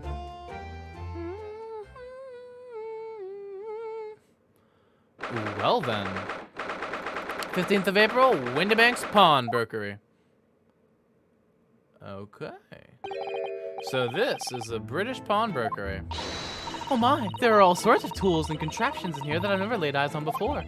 Ah, Suzato-san, and that spark of wonder in your eyes. You can't wait to scour the shelves, can you? I get the impression you enjoy places like this. Oh yes, I don't know why, but seeing such a lot of things I don't understand is a real thrill for me. Oh, my dear fellows, let us not forget why we are here. Oh, Mr. Sholmes. We are calling on matters of business, not pleasure. And clearly Mr. Sholmes means business, too, judging from the spark of fury in his eyes. Ah, Mr. Sholmes, sir. Welcome back. Did you hear that brazen welcome? Well, yes. We have potential customers, after all. We are disgruntled customers, Mr. Nodahudu, and it's time to inform Mr. Windibank of our ire. Come, the fight is afoot. Yo, punch him. Punch him in the fucking face. Naturally, you will recall this, which I retrieved from you some days ago. Yes. The second-hand rate fiddle is not my faithful instrument, Mr. Windibank. The color of the wood is different. It has holes in it. It's not even the same size. A wonderful summary of our observations, Mr. Sholmes. I'm so very sorry, sir. How utterly unforgivable of me. I think excuse me mistake for a pawnbroker. There's only one way to make amends.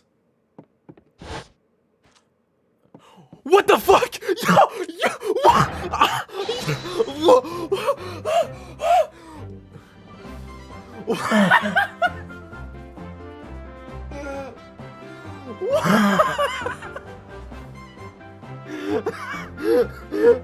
Can someone clip that?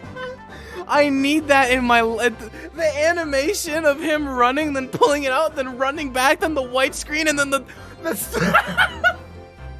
I shall have to take my own life. I don't think that would be necessary, do you? If I may just say one thing before I pop off. He pops off? Yes? It was you, sir, Mr. Sholmes, who took it upon himself to remove the item the other day, I believe. Sorry? As I recall, I entered the storeroom to fetch your violin when I heard, here it is. You did? And when I turned to controvert you, you had taken the viola and left, sir. However, there can be no doubt that the blame lies firmly at my own door for allowing you to leave. So I shall not grumble or grouse any longer. May the guilt die with me. No, stop, my dear fellow. The fault is mine. Jesus fucking Christ. Holy shit, dude. Whew. It would appear that the fight is over. I do humbly apologize, Mr. Winterbank. Evidently, my questionable disposition precipitated tragedy. Well, you wouldn't be Mr. Herlock Sholmes without that questionable disposition, now would you? Haha, I do believe you may be right, sir. It's either laugh or cry, I suppose. You are, it must be said, one of my more challenging customers. I need to remind you of the peculiar collection of items you brought through my door in the past. Oh, peculiar items. In the extreme, ma'am. For example, the unpublished manuscript of an eponymous work, the novels of Herlock Sholmes of so such. Oh my, a new full-fledged novel? And unpublished? A story I've yet to read, you mean? Ah! Forgive me! Wait, before you die, you must tell me more. Holy fucking shit, let's do this one first. I wondered, could I ask you something? You gentleman from the east, I see. Yes, a simple suit. I suppose I could offer you 6 pence for it. Without wishing to offend, the tone is somewhat dull. Sorry? Aha! But for your splendid attire, ma'am, 5 guineas, no less. The colors are exquisite, the design, exotic. Eastern artistry at its finest, may I say? Oh my, 5 guineas, you say? How interesting. Why do I feel as though I've suffered some sort of defeat here? Actually, I was hoping to ask you about your business. I've heard it said the pawnbrokeries are used rather like banks here in London. Yes, sir, indeed. Many of my customers utilize the establishment as you described.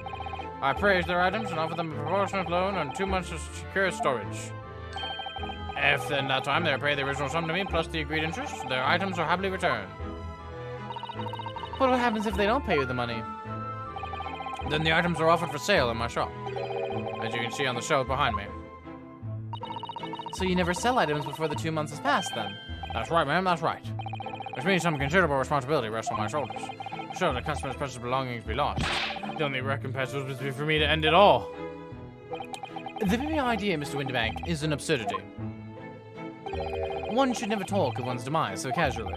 Says the man who was telling us all it was a good day to die only this morning. And let us not forget that I have already helped you take measures to ensure such a tragedy never occurs. Oh, what sort of measures? I engineered a simple device which Mr. Winterbank has installed here in his shop. I call it the Red-Handed Recorder. That's not so, Mr. Winterbank. What was that deep sigh about? Fuck, okay, let's do the unpublished story then. I must know more. Tell me everything. Wow, Susanna-san is really fired up now. Is there really an unpublished story under this very roof?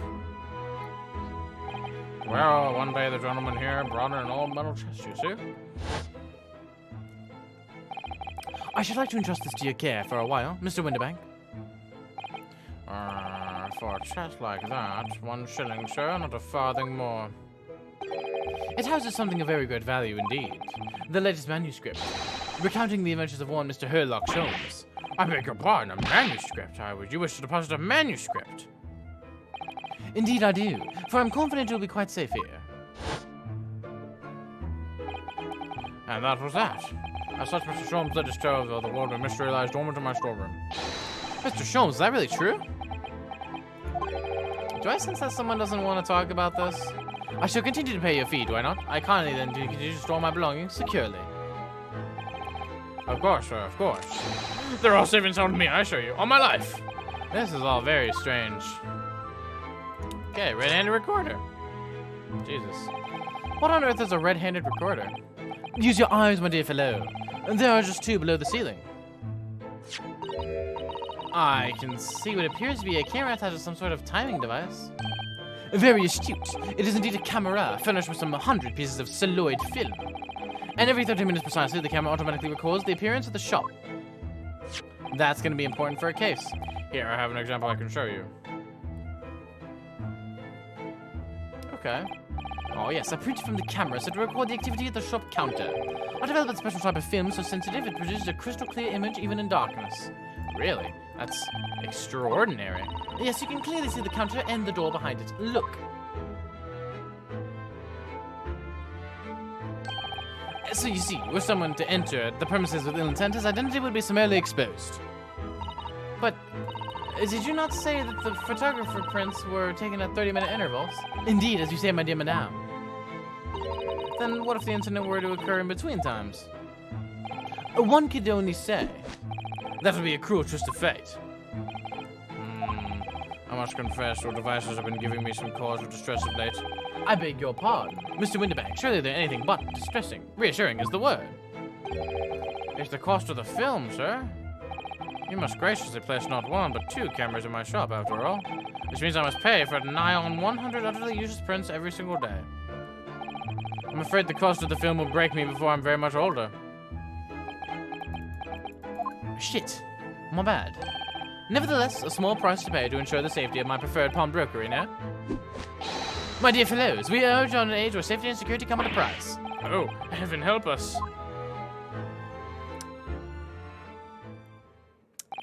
Now then, Mr. Sholmes, allow me to return your precious violin. Oh, the very thing.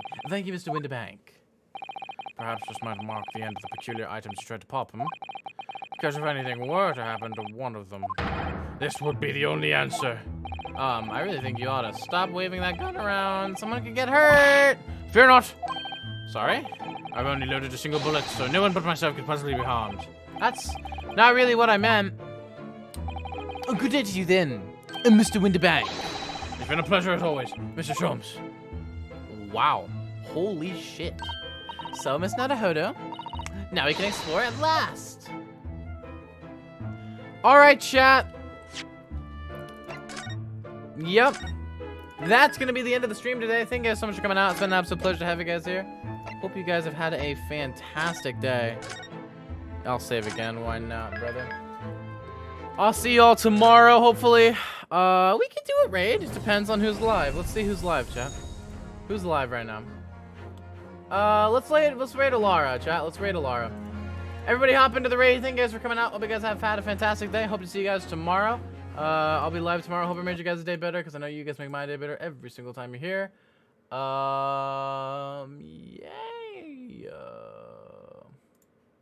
I'll see you guys then. Farewell, everybody.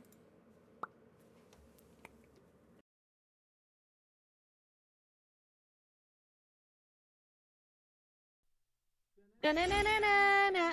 Oh, Rusty, thank you so much for waiting with a body of bar. Hello, Brenda. We are playing random guitar songs. I'm trying to do the X-Men theme song, and I can't figure it out. Oh,